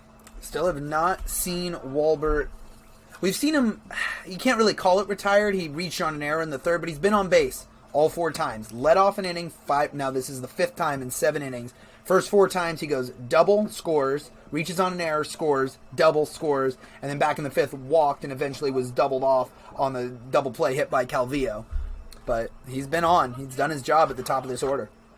You could say he's been a problem player today for the Legends pitching staff. That one misses ball 2.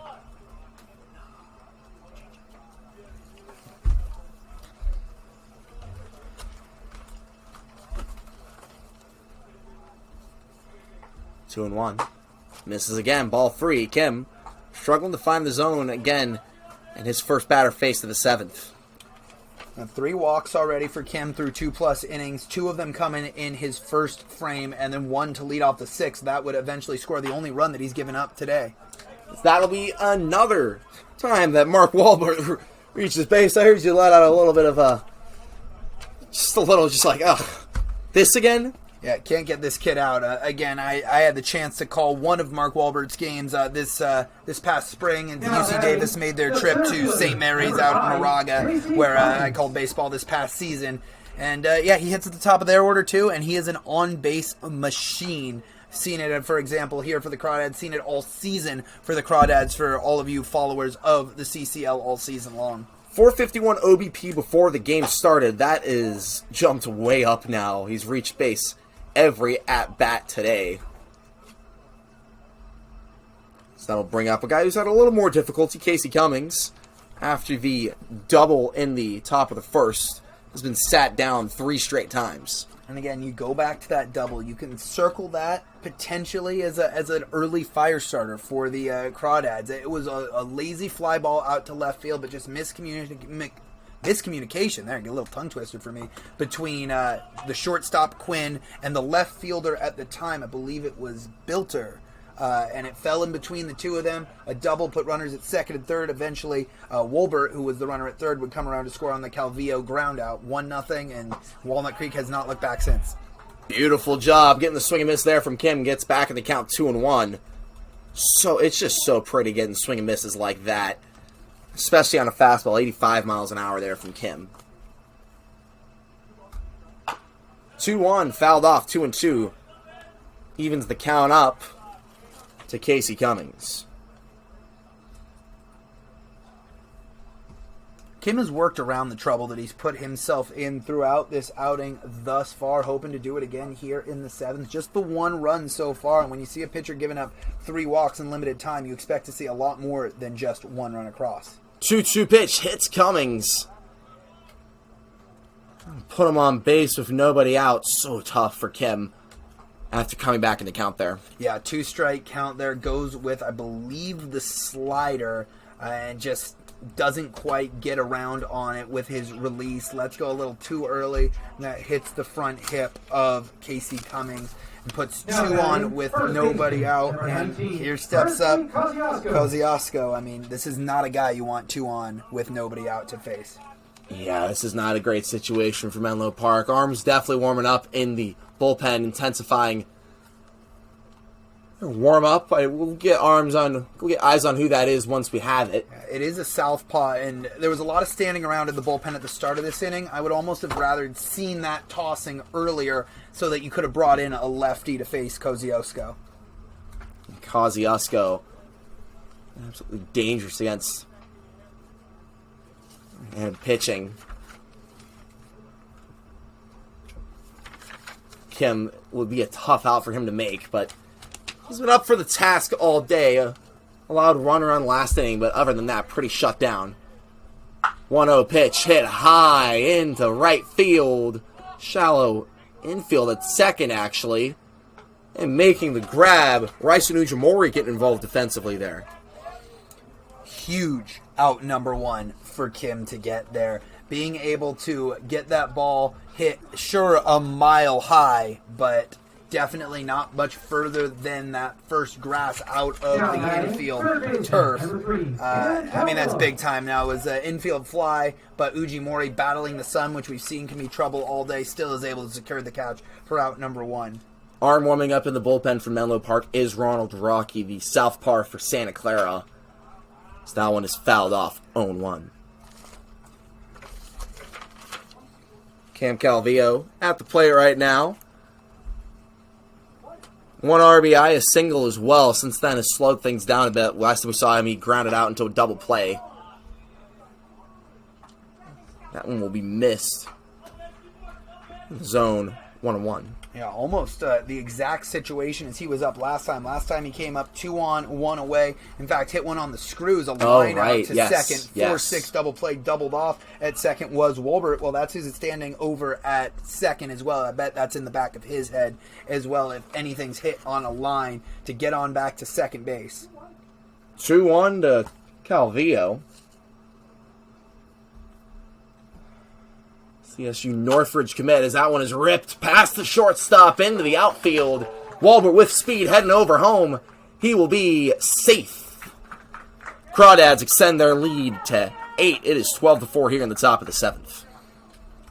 Calvillo doing a nice job there, taking what the pitcher gave him, a little bit over the plate, but at the knees is able to just get the barrel on it, put it right back up the middle. RBI single there, make it 12-4. Back to an 8-run lead for the Crawdads as they're building that lead as we creep into the later part of this game. Kim getting to talking to right now with catcher Derek Cruz. The bullpen is kind of just standing around there for a couple seconds. Now, I wouldn't be surprised if Josh Kim was on a short leash here from manager Chris DeBoo. DeBoo was not here in Wednesday's loss to the California Tigers. It was over in Compton for the CCL All-Star Game. The South Division beat the North 7-2. You had a chance to get out to that ballpark over at Compton College? I have not. It is an epic ballpark. I actually played my last high school game at that field. We played a playoff game at I believe it's called the MLB Urban Youth Facility, and it is a beauty of a ballpark there. Runner takes off, hit over to short. It will be making go for the double play for out 2. This is the second time this game we've seen Josh Kim not attempt the double play and just get the easy out at first. What do you make of that? Yeah, again, I think that may be a little bit of the turf slowing up the roll on the ball. We saw it as well, a ground ball that was hit to the third baseman at the time for the Legends. Was not Nicholas Walsh at the time, but rather Emmett Finney on a play that could have gone home with a force out. Instead, the ball is slowed up by that turf, and I think he makes the smart play there, just getting the sure out at first. That one ripped down first base foul line. It will miss 0-1 here. Aspilicueta just missed a round tripper back an inning ago, a double that hit off the base of the wall just in front of that 370 sign in left center that scored Ethan Liao, who was just retired on the ground out. And that was his first hit of a day. So now that he's feeling the bat a little bit more here. He faces Kim for the second time this evening. We mentioned Aspilicueta, more of the power hitter, but will get a lot of swing and miss will opposing pitchers against him. 0-2 fouled off. We'll do it again. Yeah, Aspilicueta over at Ohlone College. 6'3", 245. So yeah, definitely has some pop on him. That one misses, goes back to the backstop. 1 run will come across the plate. Crawdads extend their lead 13-4. Yeah, not sure if we'll score that one a pass ball or a wild pitch. If we call it, the wild pitch there, yes, I think because it hits the dirt, it is. But you'd like to see your catcher get in front of that, go with more than just the backhand of the glove, body up with a runner at third, but also an 8-run game. You can understand maybe not wanting to wear that one off somewhere uncomfortable, unprotected. Derek Cruz, this is only his 3rd game of the summer. Second start in 3 days. before that last appearance was against the Fresno A's in early June. This will be 1-2. 2 outs, runner on third, looking to score and extend the Crawdads' lead to 10. Pitch from Kim. Gets away from him, evens the count up at 2 balls, 2 strikes. As Rocky's just watching, I wouldn't be surprised. I would think that Rocky is coming in for the 8th at this rate. Just, if you're debut, just let Kim get this final out. Get 3 innings of pretty decent work. Because that'll be in misses for ball 3, loads at the count. That was a good pitch by Kim. Yeah, pretty pitch, and it's been a pretty forgiving strike zone for most of the day, but this time that one's called, I believe, just a touch below the knees. According to our TrackMan, umpire got that one right.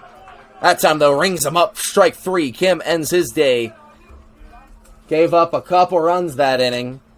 Crawdads have a 9-run lead, 13-4, as we enter the 7th inning stretch.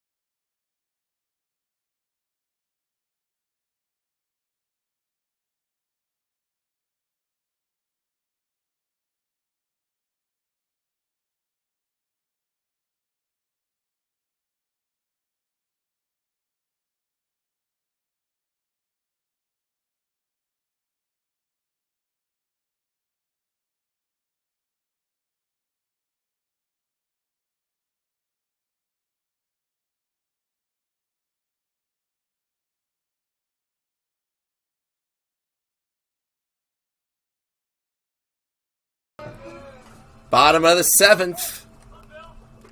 Legends down by 9. It'll be Evan Bilter to the plate. One of the better hitters today from Menlo Park. His second time facing Bronzini here. Yeah, Bilter's had himself a nice day at the plate. 2 for 3, of course, that double play, but also an RBI double back in the 3rd and a single in the 5th. Was retired on a fielder's choice, but the runner who reached on that fielder's choice came around to score in Ty Pena, who's in the on-deck circle. Swing and miss there, 1-1. Yeah, Bilter this summer has been one of the better hitters for the Legends. He's hitting .322, .414 OBP. Carrying over a hot bat from the Colorado School of Mines where he hit .426 for the Ore Diggers. Yeah, you got to figure, I was talking about how the ballpark over at the University of New Mexico is at elevation and jumps around the yard. I'm sure the same could be said over at Colorado School of Mines. That one will miss for ball 3. Bilter getting ahead in the count here and forcing the pitcher to pitch to him. Just where you want him to be if you're Bilter. Time to either get a mistake pitch, turn on it, or work your way on with ball 4. 3-1. High for ball 4. Take your base. The leadoff man is on once again for Menlo Park Legends. Brings up Ty Pena for the 4th time today. Now batting, designated hitter, number 8, Ty Pena. Ty Pena, another Colorado School of Mines player, and he was a fantastic player for the Ore Diggers.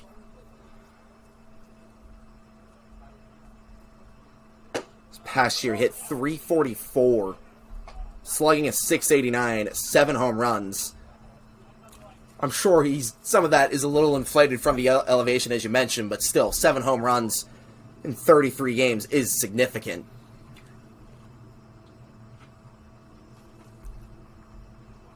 1-0 fouled off, 1-1 for Pena. Yeah, as college ball players get more and more used to the composite bats, we're starting to see the home run numbers rise a little bit, but still 7 home runs is nothing to bat an eye at, especially at the Division II level. You don't see nearly as many home runs as we've seen at the Division I level this year.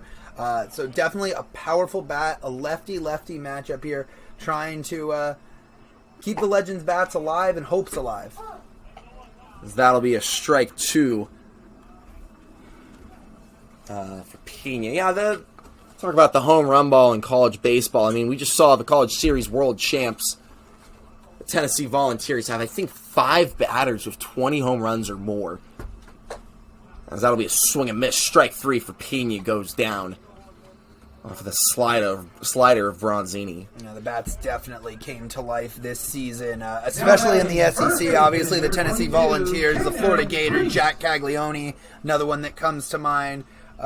Ball flew around the yard all spring, I should say, and into the summer in Omaha. It was a great College World Series to watch this year. Of course, Bronzini knows all too well about SEC baseball. Plays for the LSU Tigers now in the transfer portal. We can move on, and based on how he's pitched this summer, he'll definitely find a new home pretty soon. 0-1 here to the first baseman, Kanan Treese, his first time up here. Power bat from the right-hand side. Yeah, it definitely makes sense that you go to him when you have Bronzini on the mound. Lefty-lefty matchup with Crawford isn't the one that you want. Yeah, Crawford certainly had himself a nice day, but with the lefty going to the hill, see what Treese can do. Back on the thought of SEC schools, no home runs in his outings at LSU surrendered, so that's something to say if you're Bronzini. That'll be strike 2, brings the count to 1-2 here to Treese. That being said, the Southpaw did not pitch against... Oh, he pitched against one SEC opponent, beg pardon. He did pitch at Mississippi State, but otherwise Stony Brook, Rice, Xavier, North Dakota State, and Grambling, the opponents he faced last season. Mississippi State winners of the College World Series a couple years back. That one will be swinging strike 3 for Treese, second strikeout of the inning as well for Bronzini. Back-to-back strikeouts after that leadoff walk worked by Bilter. Now let's see what Cruz can do. Again, 2-out hitting, as you mentioned, has been the name of the game. Cruz looking to add to that. He does have an RBI single with 2 outs. That came back in the 5th. Against Bronzini as well, the 1 run scored against the lefty from LSU. Call San Ramon, California home. That one we fouled off. 0-1 to Cruz. We're just scrolling Bronzini's social media page. He's got one post being like, oh yeah, I'm in the transfer portal, but it's mainly just WWE retweets. Yeah. And stuff about Ethan Thompson, the former Oregon State Beaver, who's now tearing it up in the G League. Gotta love it. You gotta love a WWE fan, first of all, I'll tell you that much. And then you gotta love a G League fan as well. To me, that means that he cares about basketball more than just watching the NBA guys. He's willing to go and retweet some G League stuff. So love that, but also, I'm sure he's trying to do something to bide his time, waiting for the schools to bite on that hook to see where his next home will be next spring. 0-2 fouled off by Cruz. We'll do the 0-2 once again. Ethan Thompson of the Oregon State Beaver was on that, I think it was 2021 team that went on a run in the tournament. Made it to the Elite 8, I believe, with wins over Illinois and Oklahoma State. A team that would not have made the tournament if they did not win the Pac-12 tournament and then going all the way that deep. UCLA, if I'm not mistaken, made it to the Final Four that year as well. The crazy half-court shot by Jalen Suggs to Gonzaga, eliminate that's them. Right, yep. As that'll miss 1-2. Gonzaga eventually losing in the national title game that year. To Baylor. Yep. That was a great year for Pac-12 basketball. UCLA, Oregon State, people always doubted the Pac-12 bit as a major sport conference, but basketball that year showing it off, of course, now died down. Kind of eliminated only Oregon State and Washington State left. 1-2 to Treese will miss 2-2. It'll be interesting with baseball, too. Of course, Oregon State and Washington State becoming affiliate members of the West Coast Conference for just about every sport, but Oregon State opting to go independent for baseball just with the level of talent of their program. And both schools, if I'm not mistaken, affiliate members of the Mountain West for football. That one is ripped foul. 2-2 here. Treese proving to be a tricky out here for Bronzini. I mean, a lot of, there are players on both of these teams that are going to be affected by realignment. I was looking at the Walnut Creek roster. They have Casey Cummings from Texas. Yep. Texas joining the SEC, which is the premier baseball conference in the country, along with Isaiah Lane, who just left the team. As that'll be strike 3. We'll talk more about realignment here in the top of the 8th. 13-4 lead for Walnut Creek. The door closing for a comeback for the Legends. We'll be back shortly.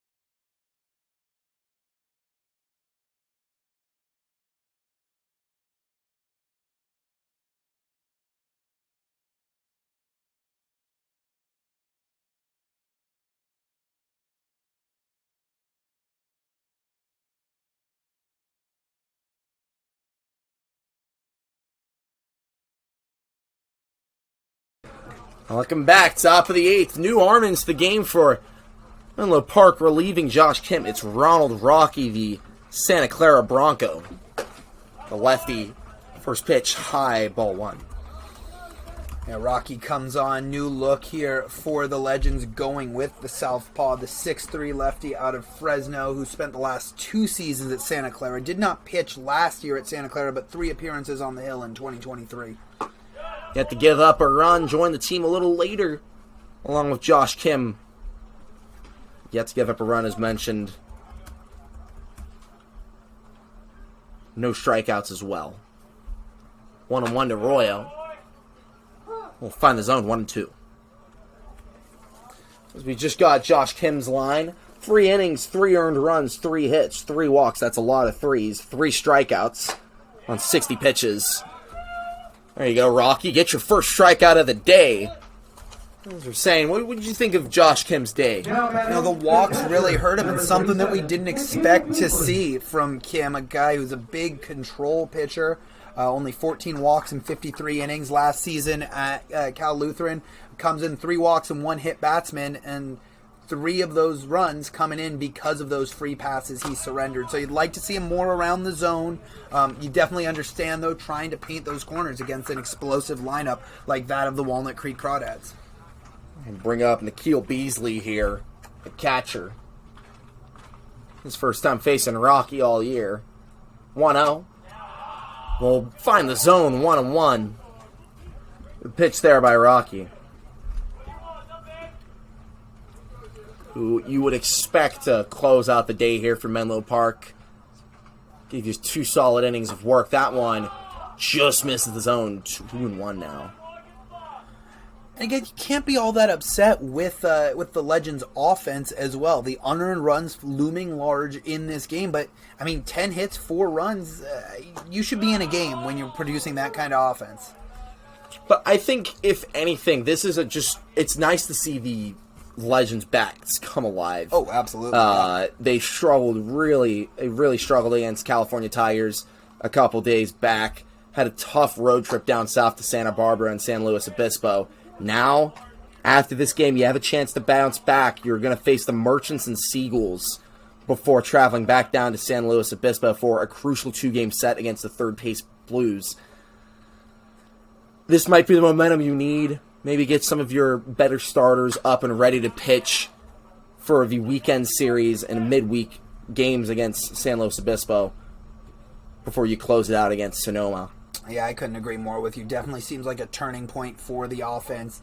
And again, a day where maybe it wasn't the A staff on the hill, but good to see the offense piecing it together against the first place team in this conference.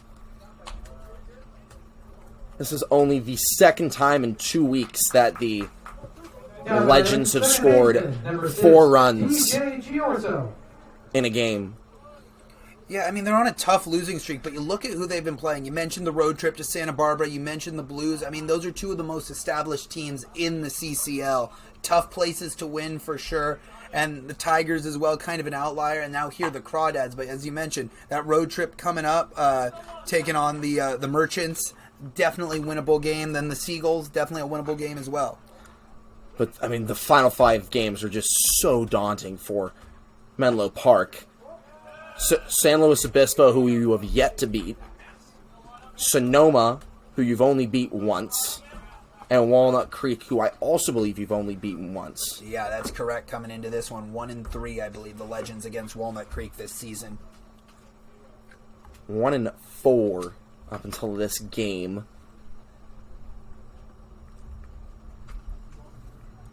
Two, 2-1, swing and a miss. Evens the count up for Rocky.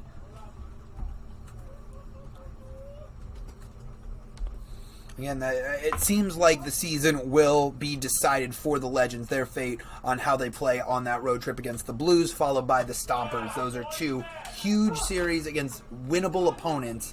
It's a matter of, though, on paper they're winnable.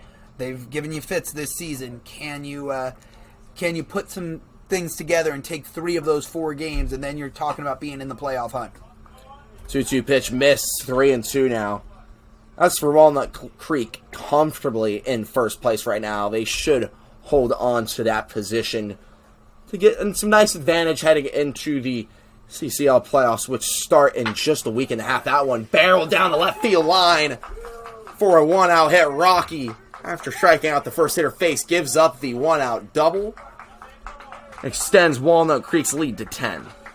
Yeah, Giorso has hit 2 balls absolutely on the screws. The first one right back at the pitcher that was snagged. This one down the left field line, sneaks in fair before it hooks into foul territory. Long run out there for the Legends left fielder Logan Musey. An easy RBI there for Giorso. Yeah, Giorso, that is his first hit, first RBI in his first game for the Walnut Creek Crawdads. A lot of firsts there for Giorso. Have a day on the day you commit to a LMU. Good for you, Giorso. That's something we've seen a lot this summer. Guys, like, around when they commit to their teams, just have some of their best days of the summer. Emmett Finney, right before committing to San Jose State, hit a home run. Have some pitchers as well having great games. Ethan Bergen had a great day right before announcing his commitment to UC Riverside, as that one is ripped foul 0-2. Strange to see Wolbert on with someone on base, but here he is in the 8th for his now 6th plate appearance. Is yet to be put down. 0-2 to Wolbert. Just missed the zone, 1-2. Really nice 0-2 pitch there by Rocky, trying to get one drop out below the knees. Nothing that Wolbert can drive, just trying to see if you can make him look silly with the whole arsenal to work with ahead 0-2. 1-2. Will miss again, 2-2 now. Wolbert, after falling behind, has come back in the count to even things up. 2 balls, 2 strikes, 1 on, 1 out here in the top of the 8th. Pitch to Walbert. Hit. Foul.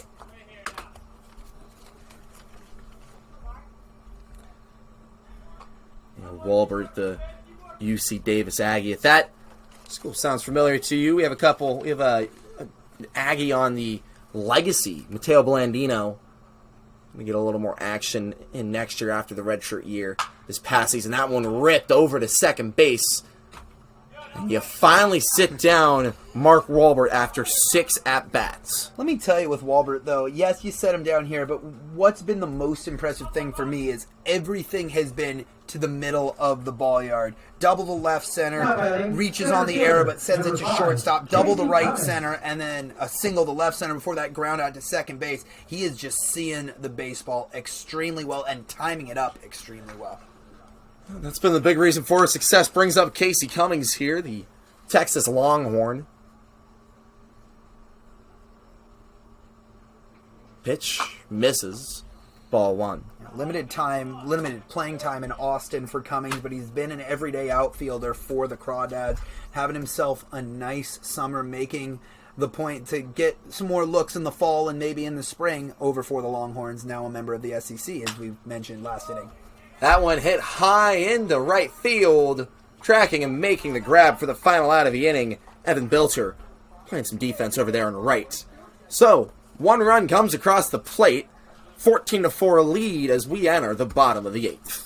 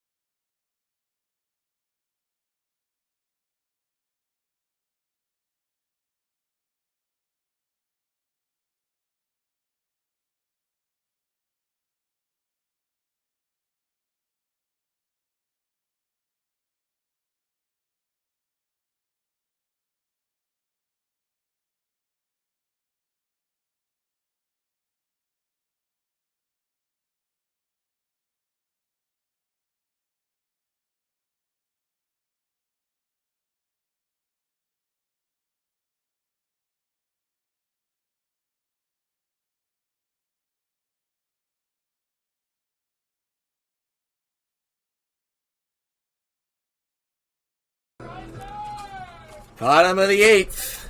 Ryson Ujimori starting things off against the new arm, Ryan Delaney, who's relieving Nick Bronzini after 3 solid innings of work where he only earned 1 run, 4 hits, 4 strikeouts, 4 walks on 46 pitches. How'd you rate Bronzini's day, RB? Solid out of the bullpen, and again, velo was down comparatively to the starter Yasa, but I think that's by design. You get hitters wound up with a 96 mile an hour fastball. It's tougher to then slow down the bat, slow down the heart rate for an 89 mile an hour fastball. So by design, he comes in, pitches very well. Again, limping towards the finish line was Yasa, so great work to get 3 innings out of relief from your next guy out, Bronzini, and now you've got the new pitcher on, Ryan Delaney, looking to slam the door shut here for the final 2 frames. Interestingly enough, all 3 pitchers today used by the Crawdads kind of more primarily starters than, it makes sense that Yasa starter obviously started today, but Bronzini and Delaney, usually guys that start making appearances out of the bullpen. It'll be a leadoff walk. Ujimori reaches base. Brings up Logan Musey.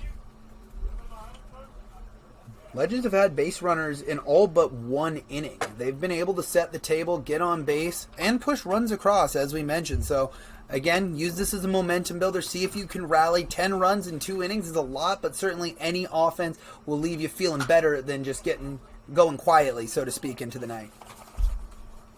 I mean, if you have 10 hits, you would think at this point in the game, you would think you can keep those bats rolling hot into the bladder to the bottom, the final 2 innings of the game. Musey faced with that task as he falls behind 1-2.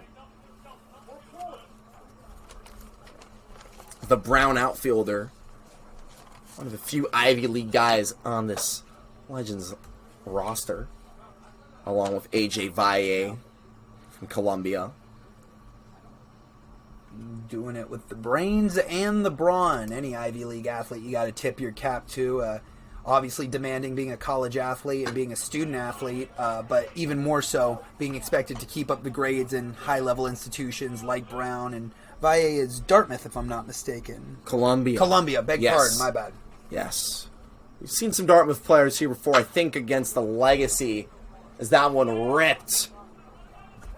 And he will be safe at first. Musey showing some speed over there to reach. There'll be runners on first and second. Nobody out for Josh Quinn. Second infield single today for Musey, showing off the wheels. The reserve left fielder, or substitute left fielder, I should say, who came in for Rowan Felsch and then moved over to left, moving the original starting left fielder, Evan Bilter, to right. There are 2 on, nobody out. Legends looking to keep it going here. Yeah, it really does feel like it's now or never. Down by 10, 2 on, nobody out. Quinn's job here is to either get on and get nobody out, or to score runs and just keep on passing the bat. That one ripped over to short for out 1. Nearly trouble for the Legends there. Over on second was Ryson Ujimori, who was more than a few steps off of second base, and if the shortstop there for Walnut Creek doesn't lose the ball on the transition, Royo that's right there. Royo, yeah. That's a double play over at second, so lucky break for the Legends. But well-struck ball again by the bottom third of this order that has accounted for 5 of the Legends' 11 hits. Yeah, really putting a lot of work. Makes you wonder if the top half was doing their job as well, if things would be different. 1-0 here to Nicholas Walsh, who ripped a double earlier in the game. Since then, it's been a little silent. Gets ahead here, 2-0. And I think it's the top and the bottom of the order have been doing their job. The middle of the order, where your big boppers are, has just fallen cold. In fact, 5 strikeouts. Make that 7 strikeouts from the middle third of the order today. And that's 7 of 9 strikeouts recorded by Walnut Creek pitching. 3 balls, no strikes to Nicholas Walsh. Getting on base. Getting this walk here with 1 out would put bases loaded. Crucially, instead, we'll look at that one for strike 3-1.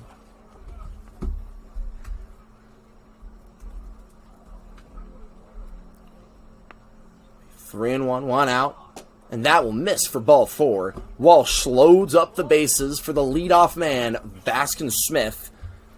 A guy with some pop on his bat.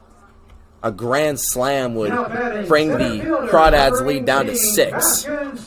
Yeah, Baskin Smith last time just got under one, hit it very high out to center field. But we mentioned tough place to get it out of the yard, and sending it to the deepest part of the ballpark certainly isn't going to help.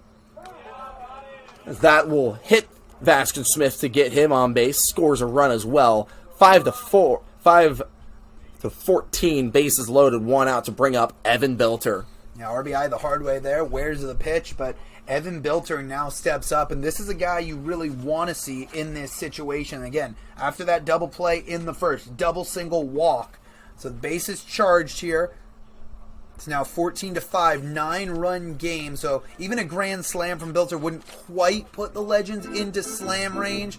But here, just looking to do a job, Bilter stay hot and then move it to the middle of the lineup, who you hope can get those bats to come to life late in the game in the forms of Pena, now Kanan Treese, and Derek Cruz.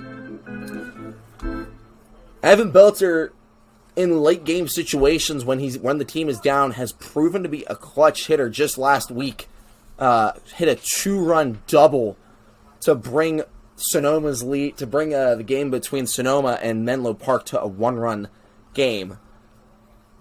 So, clutch hitter, has that clutch gene in him. 17, Evan Belter. See if it comes up once again for Belter. First pitch, swing and a miss, 0-1. You'll notice that Delaney, the pitcher, has gone to the windup with the bases charged, not worried about runners taking off, but if he even glances at any of those runners, that's a balk, and that would be another run for the Legends. That one misses there, 1-1. Yeah, Delaney, and you talk about, velocity of this Crawdads pitching staff, 95 with Yasa, 90 with Bronzini. We're seeing 74-mile-an-hour off-speed pitches. I think I was around a low 80s fastball as well from the Bucknell righty, who gets the swing and miss there, 2-2. Yeah, while at Bucknell, he only got one outing of work this spring back on March 25th against Army. Went 2 full innings. And swing and miss, strike 3. Belter goes down. Delaney gets the K, and a big one at that. 2 outs, bases loaded now for Ty Pena.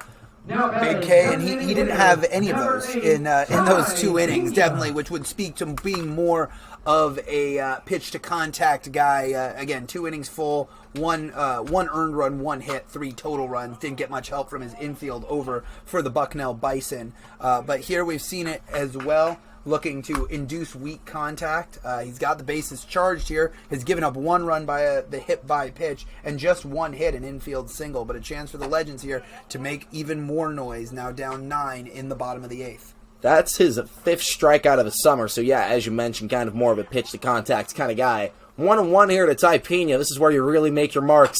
New player trying to impress the manager, DeBoo. Fouled off 1-2.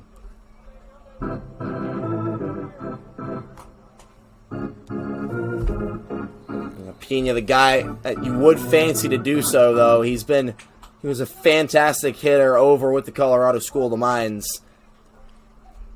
Morgan Hill native waits the 1-2. Swing and miss. Ring him up for a crucial final out of the inning.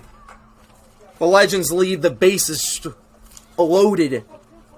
Only 1 run scores. That is a crucial missed opportunity there as we enter the top of the 9th. Walnut Creek 14, Menlo Park 5.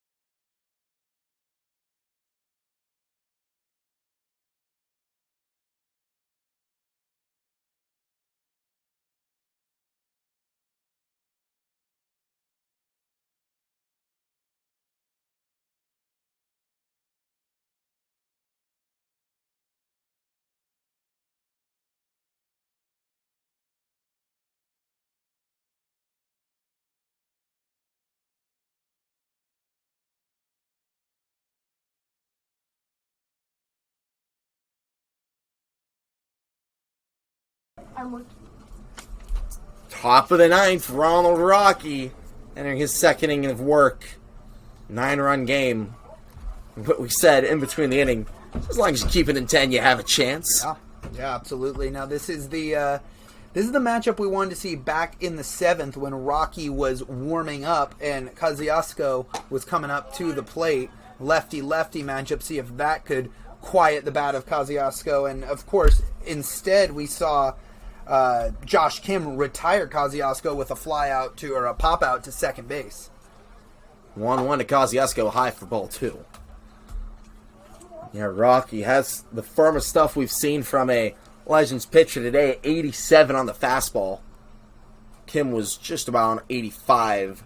Rodriguez in around 80. That one is fouled off, 2-2. Kosciuszko, the Santa Barbara City College player, committed to join the UCSB Gauchos in the fall. It's the 2-2 from Rocky. In the zone, strike 3, ringing up, looking. And again, that's what the Legends pitchers are going to need to rely on down the stretch. We see that they don't quite have the velo as some of these other teams that are higher up in the standings, so they're going to need to rely on their breaking stuff and on their pitch location, and that is a perfect pitch to a left-handed batter from Rocky. 1 out. Pitch. Misses for a ball, 1-0 to Cam Calvillo. We'll be back here tomorrow, but not for a Legends game. No, it's for a Legacy BACL playoff game, as that one is hit high into center. Vaskin Smith makes the grab for the second out. It'll be the Legacy hosting the California Red Tails in a winner-go-home elimination game in the BACL playoffs. Left fielder, number 11, Ethan Loud. We saw those two teams face each other on Wednesday night in a game that went to 13 innings. The Red Tails squeaked out a win. Now, a Legacy looking for some revenge, and more importantly, get a step closer to winning the BACL title. That one's swing and miss, 0-1. So BACL playoffs are now double elimination. I guess so. Okay, the summer, You would know more than me. Well, the summer I called it was single elimination, but new teams, the BACL has completely been restructured since I was calling games 2 years ago. It was single elimination. Legends made it to the Final Four of the BACL when I was on the call out in Yuba City. Played at Hard Rock Stadium, or Hard Rock Field. However, the home team was the Yuba City, the host team, the Yuba Sutter Gold Sox, who I don't think are a member of that conference anymore. No, they are not, as that one is ripped into right. Tracking and making the grab is Evan Belcher. Final out for the Crawdads this inning. 9 runs to make up in the bottom of the 9th. It'll be Treese, Cruz, and Ujimori tasked with that responsibility.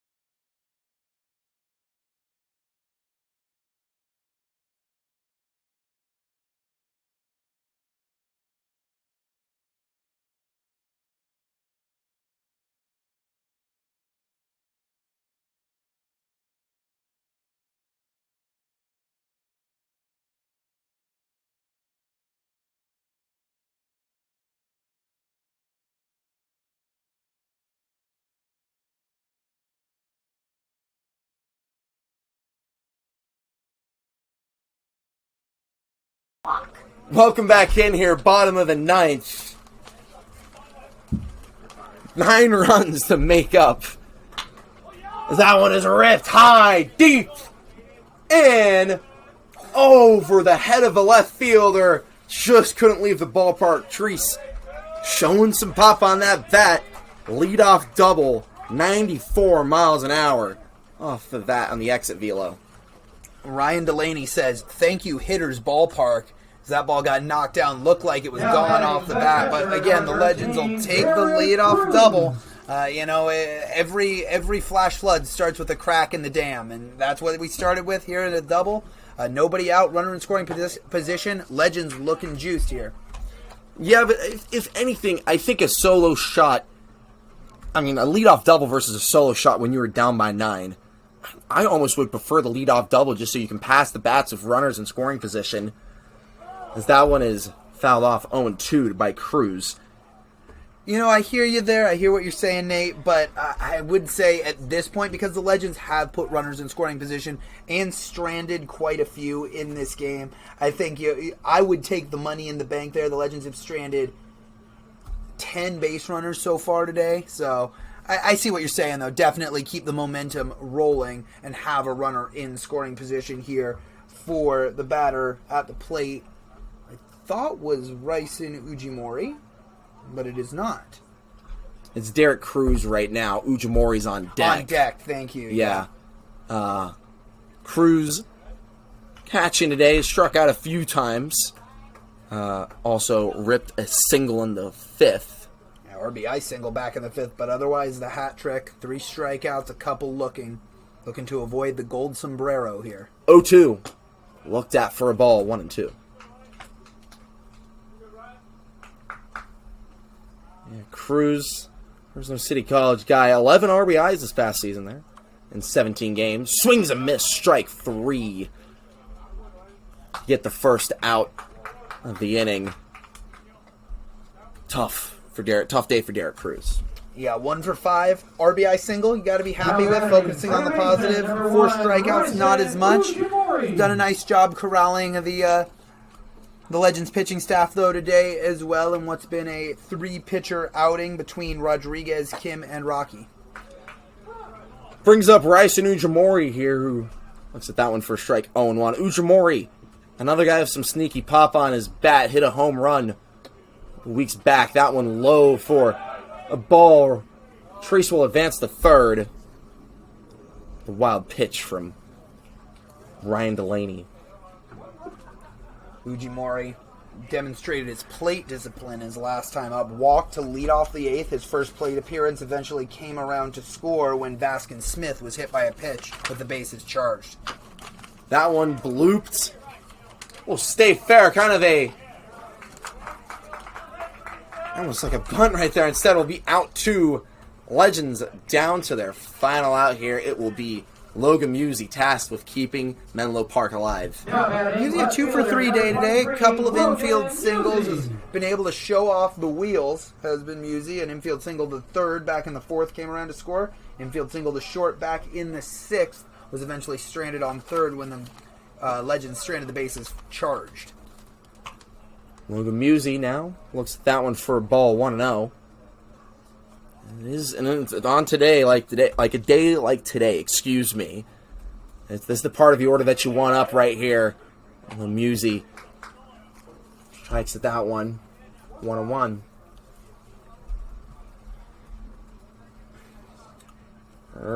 At third, 90 feet away from bringing Walnut Creek's lead to 8. As that one misses, 1-2, down to your final strike. Strike hit into left field over the reaching arms of the third baseman. Musey digging for 2. He will be safe. Have a day, Logan Musey, coming off the bench, comes in the 4th inning, and what do? 3 for 4, a run scored, a double, an RBI, and the potential to score more as the Legends look to rally with 2 outs. Josh Quinn has had a pretty solid day today as well. Couple singles. And with Musey at second, he has some wheels. He can score on a hit into the outfield, as that one will be a balk called. We saw a couple balks on Wednesday That's our first of today's contest. Not something you see every day, but we've gotten 3 this week with the Legends. More importantly, that pitch does not count. That one will be called for strike 1. Said he went around. Quinn, however, looking to do his best Musey impersonation here. He's looking for his 3rd hit today.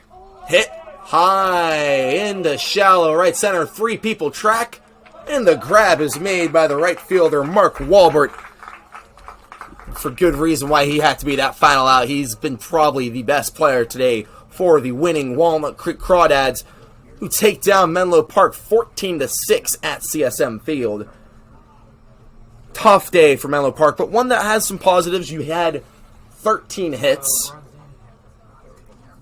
Pretty solid day for the Bats. Yeah, this game, again, we talk about it early. You spot Walnut Creek a 10-1 lead early because of 3 errors in the 3rd inning. That brings us, if you take those 4 unearned runs that those 3 errors netted off the board, it's 10-6. I think you're feeling a lot better if you're the Menlo Park Legends. But overall, like you mentioned, a lot of positives to talk about. The bottom part of the lineup's hitting. The top of the lineup is hitting. You got to get the middle third going in the lineup. Those are your big meat and potato RBI guys, and they didn't quite provide today. But overall, you got to take the positives for this. Let the momentum run as you creep into the final week and a half of the season as you look to make a push into the playoffs. So the Legends will be back in action tomorrow against Alameda before heading back here on Monday to face the San Francisco Seagulls at home. 2 crucial games in the CCL playoff push. As for us, we'll be here tomorrow at 1 p.m. when the Menlo Park Legacy take on the California Red Tails in a BACL playoff showdown. For RB, thank you so much for joining me today. It was an absolute treat to share the booth with you and everyone else here at the Menlo Park Legends.